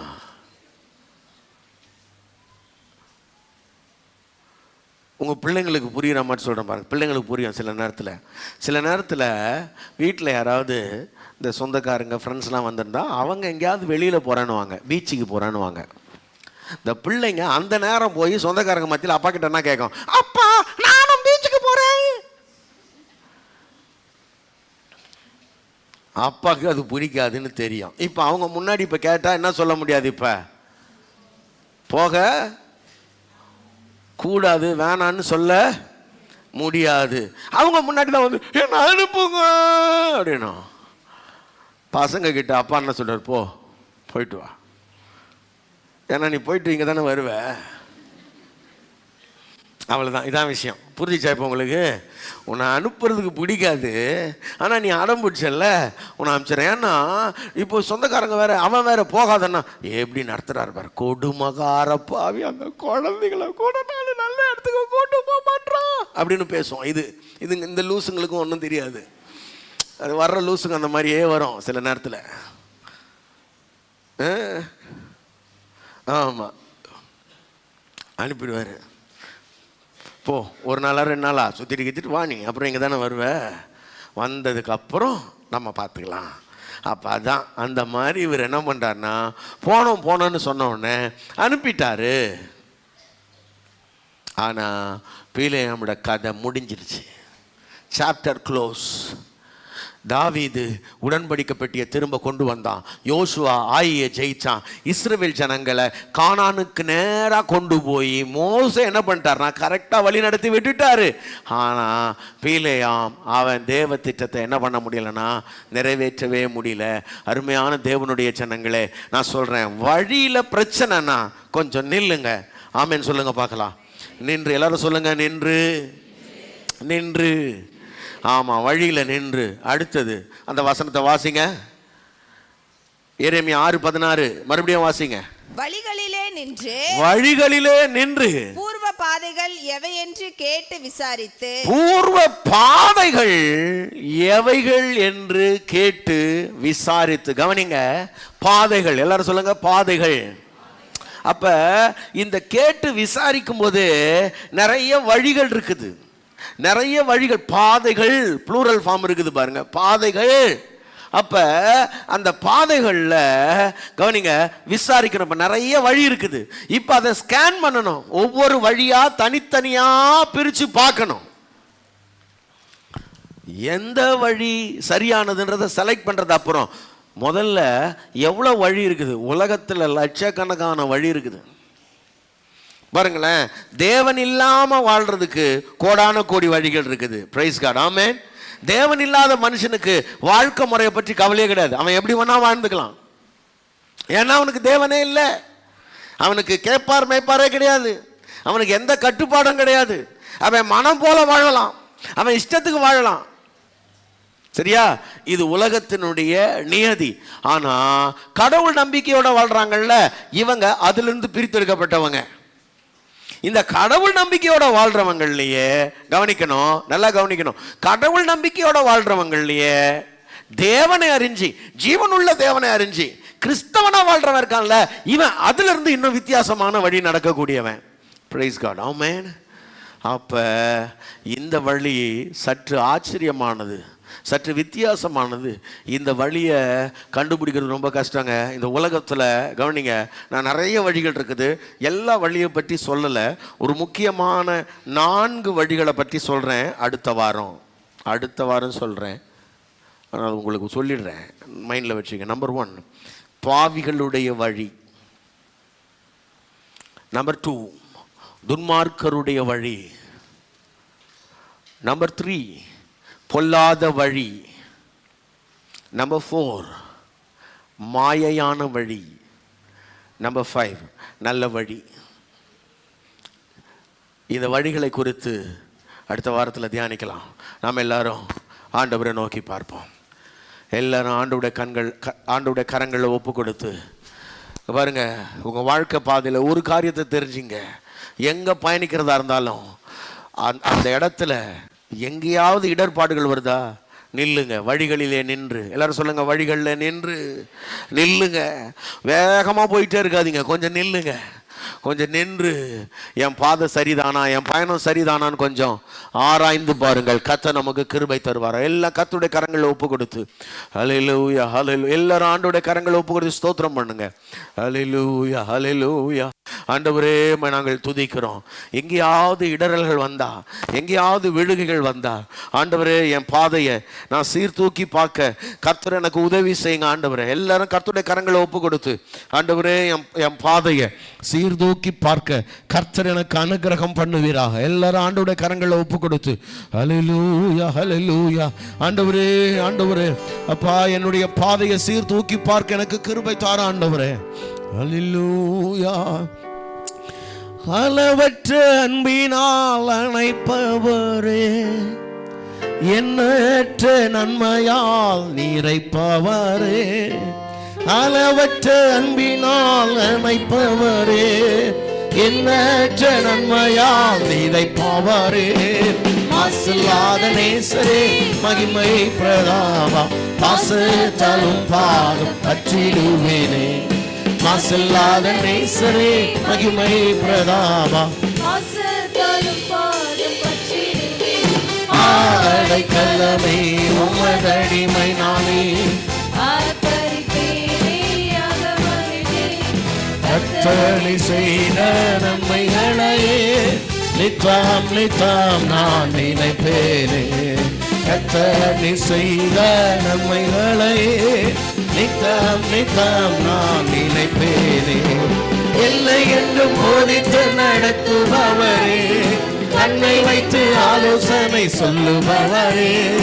இல்லை என்று போதித்து நடத்துபவரே, கண்ணை வைத்து ஆலோசனை சொல்லுபவரே. நடக்கும் வழிகளை காட்டுபவரே, நம்பி வந்தோமை கிருபை சூழ்ந்து கொள்ளுதே. நடக்கும் வழிகளை காட்டுபவரே, நம்பி வந்தோமை கிருபை சூழ்ந்து கொள்ளுதே. அடைக்கலமே உமதடிமை நானே, ஆர்ப்பரிப்பேனே அகமகிழ்ந்தே. கர்த்தர் செய்த நித்தம் நித்தம் நான் கர்த்தர் செய்த நன்மைகளையே காரம் பற்றி நடத்தும் கர்த்தர் நீரல்லோ, கூப்பிட்ட என்னை குணமாக்கி நீரல்லோ. காரம் பற்றி நடத்தும் கர்த்தர் நீரல்லோ, கூப்பிட்ட என்னை குணமாக்கி நீரல்லோ. ஊழியை விடாதபடி காத்து கொண்டீரே, அழுகையை கழிப்பாக மாற்றி விட்டீரே. ஊழியில் விடாதபடி காத்து கொண்டீரே, அழுகையை கழிப்பாக மாற்றி விட்டீரே. அடைக்கலமே உமதடிமை நானே, ஆர்ப்பரிப்பேனே. கர்த்தர் செய்த நன்மைகளையே நித்தம் நித்தம் நான் கர்த்தர் செய்த நன்மைகளையே நித்தம் நித்தம் நான் நினைப்பேன். அன்பு தேவ பிள்ளையே, இந்த காலை வேளையிலே நம்முடைய வழிகள் தேவனுடைய பார்வைக்கு பிரியமானதா? நாம் போகிற பாதை செம்மையான பாதை தானா? வழியில் இழப்புகளோ, ஏமாற்றங்களோ, தோல்விகளோ, அவமானங்களோ, பெரிய பலவீனங்களோ, நஷ்டங்களோ நேரிட்டிருக்குமானால் கொஞ்சம் நின்று நிதானமா என் வழி சரிதானான்னு கொஞ்சம் யோசிக்கிறது கொஞ்சம் டைம் எடுத்துக்கலாமா? கொஞ்சம் நேரம் எடுத்துக்கலாமா? தேவ மனுஷனாகிய மோசே, ஆண்டவரே நீங்க வந்தா தான் நாங்க போவோம்ப்பா, நீங்க இல்லாம அந்த கானானே எனக்கு வேணான்னு சொன்னது போல, ஆண்டவருடைய இருதயத்துக்கு நெருக்கமான தாவீது இந்த உடன்படிக்கை பெட்டிய, ஐயோ இதுல ஏதோ பிரச்சனை இருக்குது, அதை சரி பண்ணாம நான் எடுக்கக்கூடாதுன்னு கிட்டத்தட்ட பல மாதங்கள், 3 to 6 மாசங்கள் அதை தொடவே இல்லை. அந்த ப்ராஜெக்டை ஸ்டாப் பண்ணிட்டாரு. நான் சொல்றேன், உங்க பாதையை கொஞ்சம் பரிசீலனை பண்ணுங்க, உங்க வழிகளை கொஞ்சம் சீர்தூக்கி பாருங்க. யோசுவா தேவ சமூகத்துல விழுந்துட்டான். ஆண்டவரே நான் போய் யுத்தம் பண்ண போறதில்லை, அடுத்த 3000 பேரை அனுப்புறதுக்கு நான் தயாரா இல்லை, எங்கேயோ பிரச்சனை இருக்குதுப்பா, எங்களுக்கு காட்டுங்க, எங்க வழியை சீர்தூக்கி நாங்க பார்க்க எங்களுக்கு உதவி செய்யுங்க அப்படின்னு சொன்ன அந்த கால வேளையில ஓட்டமா ஓடிட்டு இருக்கிற நாம கொஞ்சம் நம்மளை நிதானிக்கிறதுக்கு, நம்ம வாழ்க்கையை கொஞ்சம் சீர்தூக்கி பார்க்கறதுக்கு கொஞ்சம் நேரம் எடுத்துக்கலாமா? கொஞ்சம் நில்லுங்கப்பா, கொஞ்சம் நில்லுங்க. உங்க ஓட்டத்தை ஹரிபரியா ஓடிக்கிட்டு இருக்காதீங்க, நின்று கொஞ்சம் சர்ச் பண்ணுங்க. நான் சரியா தான் பயணிக்கிறேனா? கர்த்தர் தான் என்ன நடத்துறாரா? என் வழியெல்லாம் அவர் கூட வராரா? அவர் பிரசன்னம் இருக்கா? அவர் சமூகம் இருக்குதா? அவருடைய கரத்துல இருந்து தான் நான் நன்மைகளை பெற்றுக்கொள்றேனா? எல்லாவற்றையும் கொஞ்சம் யோசிச்சு பாருங்க. உன் வாழ்க்கை இளைப்பாறுதல் நிறைந்த வாழ்க்கையா, சமாதானம் நிறைந்த வாழ்க்கையா மாற்ற அவர் வல்லவராக இருக்கிறாரு. உன் பிரச்சனைகள்லாம் அவருக்கு ஒண்ணுமே இல்லை, உன் கடன் பாரங்கள்லாம் அவருக்கு ஒரு பெரிய பிரச்சனை இல்லை, உன் குடும்பத்தில் இருக்கிற போராட்டங்கள்லாம் மாத்துறது அவருக்கு ரொம்ப லேசான காரியம். நீ சுகமா வாழ்ந்திருக்கிறது தான் அவருடைய விருப்பம், உன் சுக வாழ்வு தான் அவருடைய சித்தம். அது கொஞ்சம் நிதானமா நின்று கொஞ்சம் யோசிங்க. உங்க வழிகளை கொஞ்சம் சீர்தூக்கி பாருங்க. ஆண்டவரே என் வழிகள் உமக்கு பிரியமா இருக்கட்டும் ஆண்டவரேன்னு சொல்லுங்க. என் வழிகள் உமக்கு பிரியமா இருக்கட்டும். ஒருவேளை நான் அதை பிரியமில்லாத பாதையில நான் நடந்தா என்ன ஆண்டவரே கொஞ்சம் திருத்துங்கப்பா, என்னை உணர்த்துங்க, என் பாதையை சரிப்படுத்தி கொள்ள எனக்கு உதவி செய்யுங்கன்னு சொல்லி ஆண்டவருடைய கரத்தில் ஒப்பு கொடுக்கலாமா? என்னுடைய வழிகள் எல்லாவற்றையும் ஆராய்ந்து பார்க்க ஆண்டவரே புரிந்து கொள்ளக்கூடிய ஒரு தெளிந்த மனசை எனக்கு தாங்க ஆண்டவரே. என் மனக்கண்களை திறங்கப்பான்னு சொல்லி எல்லாரும் கர்த்தருடைய கரங்களை ஒப்பு கொடுத்து, ஆண்டவரே என் மனக்கண்களை திறங்க ஆண்டவரே, என் வழிகள் ஆண்டவரே தேவனுக்கு ஏற்புடையதா என்பதை ஆராய்ந்து பார்க்க கர்த்தருக்கு கிருபை தாங்க ஆண்டவரே. நீங்க கிருபை தருவீராக, நீங்க கிருபை தருவீராக. இன்றைக்கு கர்த்தர் என் கூட பேசி இருக்கிறாருன்னு சொல்றவங்க, உங்க உள்ளத்துல இருந்து அப்படி ஒப்பு கொடுக்கிறவங்க மாத்திரம் உங்க கரத்தை உயர்த்தி சொல்லுங்க, ஆண்டவரே என் வழிகளை நிதானிக்க எனக்கு கிருபை தாங்கன்றவங்க மட்டும் கை உயர்த்துங்க பார்க்கலாம். என் வழியை நிதானிக்க எனக்கே சந்தேகமாக தான் இருக்குது ஆண்டவரே, நான் சரியாகத்தான் போறேனா இல்லை தடுமாறுறேனா, எனக்கு ஒரு கிளாரிட்டி இல்லை, எனக்கு ஒரு கிளியர் கைடன்ஸ் இல்லைன்னு சொல்றவங்க மாத்திரம் உங்க கைகளை உயர்த்துங்க. கர்த்தர் உங்களை ஆதரிக்கட்டும். உங்களுக்காக நான் ஜெபம் பண்ண போறேன். ஹல்லேலூயா. உன் கையை உயர்த்து, உன் கையை பரலோகம் பார்க்கட்டும், பரிசுத்த தேவன் பார்க்கட்டும். கிருபையுள்ள பிதாவே, இந்த வேலைக்காய் நன்றி. கைகளை உயர்த்தி இருக்கிற அன்பு பிள்ளைகளை நீர் பார்க்கிறேன் ஆண்டவரே. இந்த பிள்ளைகளை நீர் ஆசீர்வதியும். இந்த சத்திய வசனத்திற்கு தங்களை ஒப்பு கொடுத்திருக்கிற உம்முடைய பிள்ளைகளுக்கு இந்த வசனத்தினுடைய ஆசீர்வாதங்களுடைய வாழ்க்கையில பலிப்பதாக, அவர்கள் தங்களை ஆராய்ந்து பார்க்கத்தக்கதாக கர்த்தர் தெளிவான மனக்கண்களை அவர்களுக்கு தருவீராக. அவருடைய பாதைகள் எங்க பிரச்சனை ஆண்டவரே, எங்க தோல்விக்கான காரணம், எங்க விழுகைக்கான காரணம் ஆண்டவரே, நஷ்டத்துக்கான காரணம், அவமானத்திற்கான காரணம் என்னது என்பதை அவர்கள் அறிந்து கொள்ள கர்த்தர் உதவி செய்யும். நீங்க ஆளுகை செய்து நடத்துங்கப்பா. நன்மையும் கிருபையும் தொடரட்டும் இயேசு கிறிஸ்துவின் மூலம் பிதாவே, ஆமென். கரங்களை தட்டி கர்த்தரை மகிமைப்படுத்துவோம். Praise God. Hallelujah, hallelujah. கர்த்தர் நல்லவர்.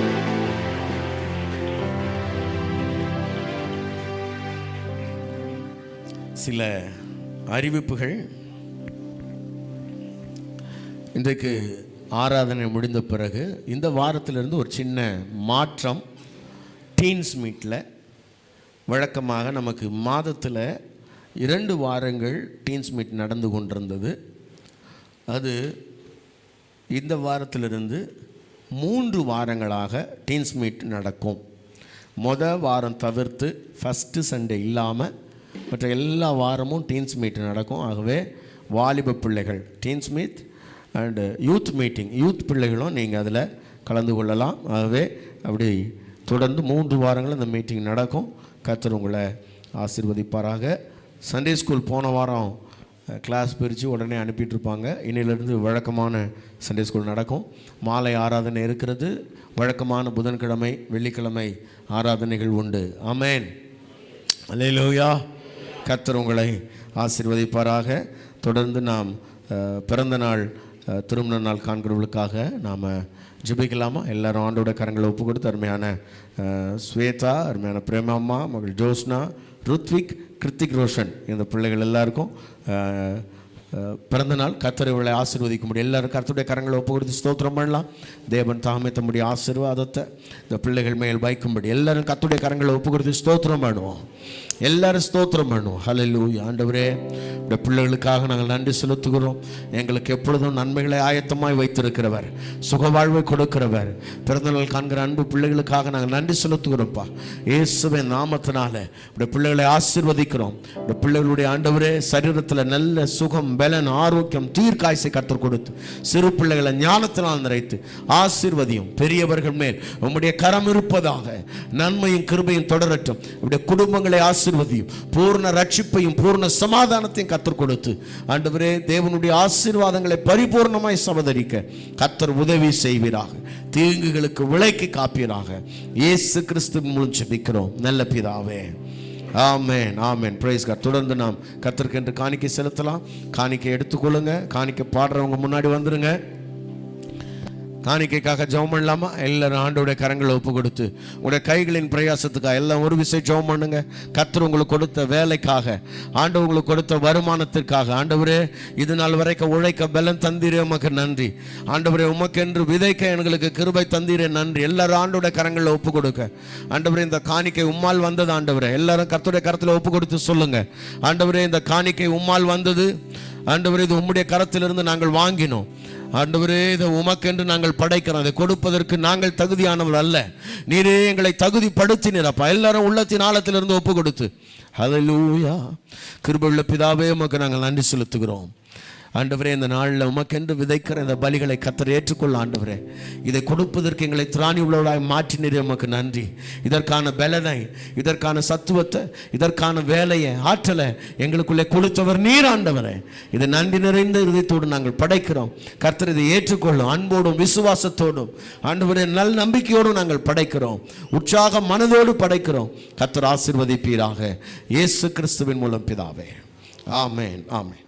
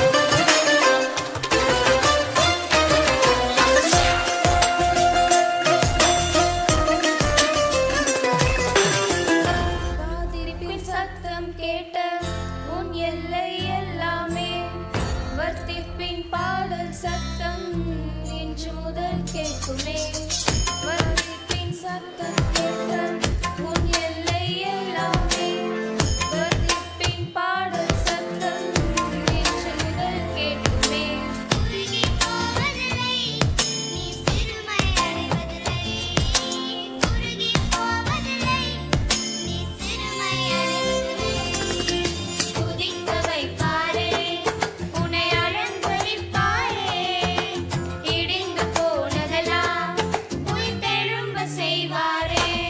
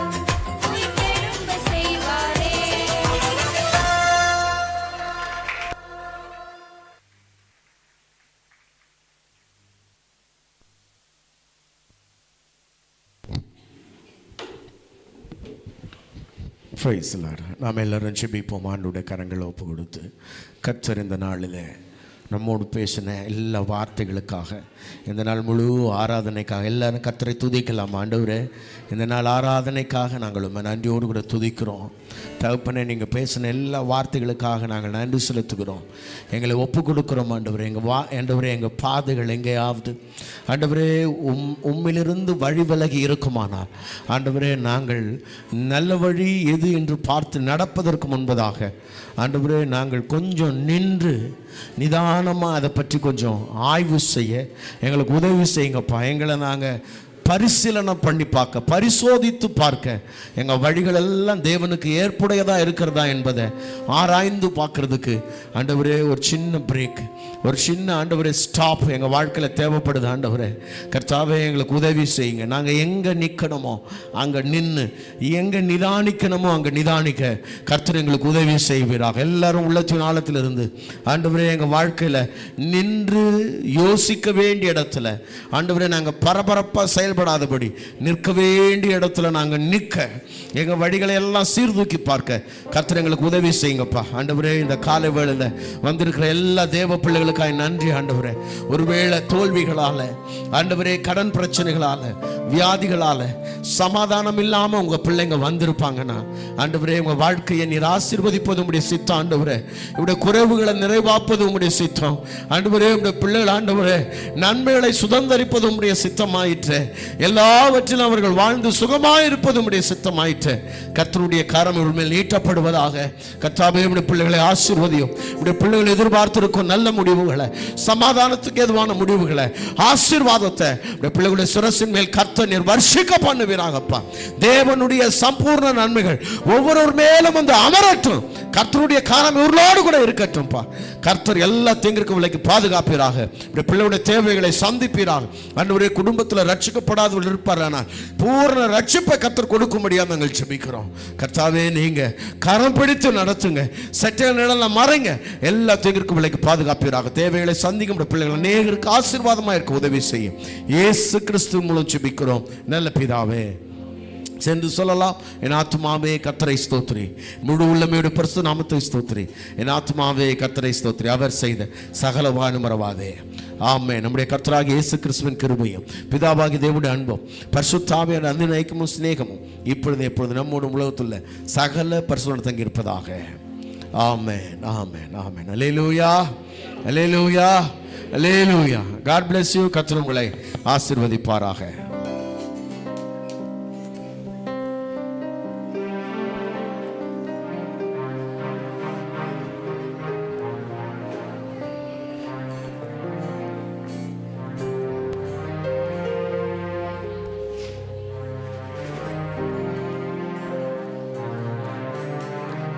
அனைத்தையும் அருளிடும், எனக்கென தந்திடும், வலக்கரம் என்னை உயர்த்திடும் என் தேவனே. அனைத்தையும் அருளிடும், எனக்கென தந்திடும், வலக்கரம் என்னை உயர்த்திடும் என் தேவனே.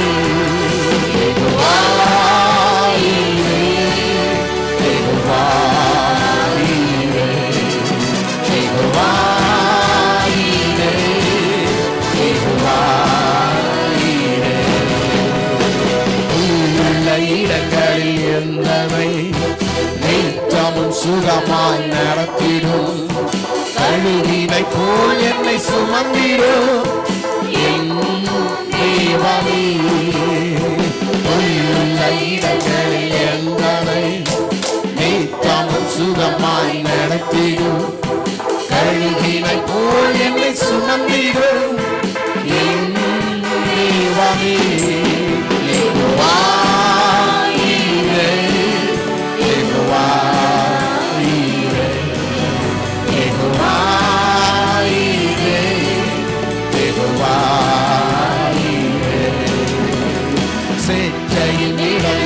அடைக்காலம் தீங்குகள் நேராமல் காத்திடும், கழுகினை போல் என்னை சுமந்திடும் என் தேவனே.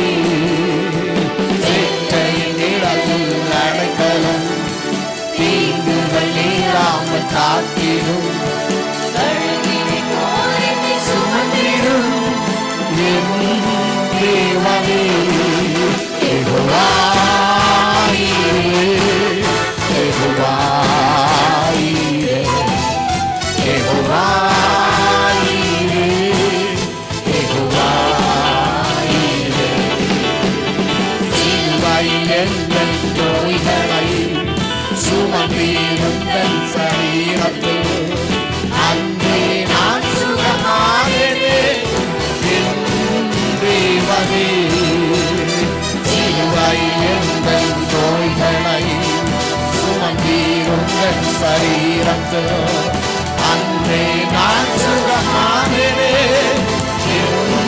தேவனே யெகோவா ஈரே யெகோவா ஈரே யெகோவா ஈரே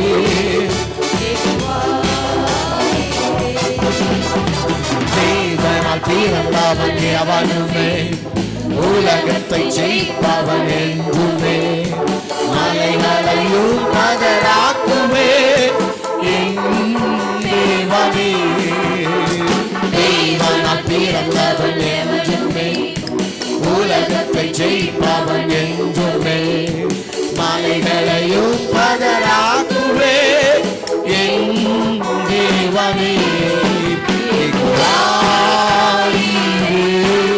யெகோவா ஈரே யெகோவா ஈரே யெகோவா ஈரே அனைத்தையும் அருளிடும் எனக்கென தந்திடும் பலதரம் என்னை உயர்த்திடும் என் தேவனே அனைத்தையும் அருளிடும் எனக்கென தந்திடு மலக்கரம் என்னை உயர்த்திடு என் தேவனே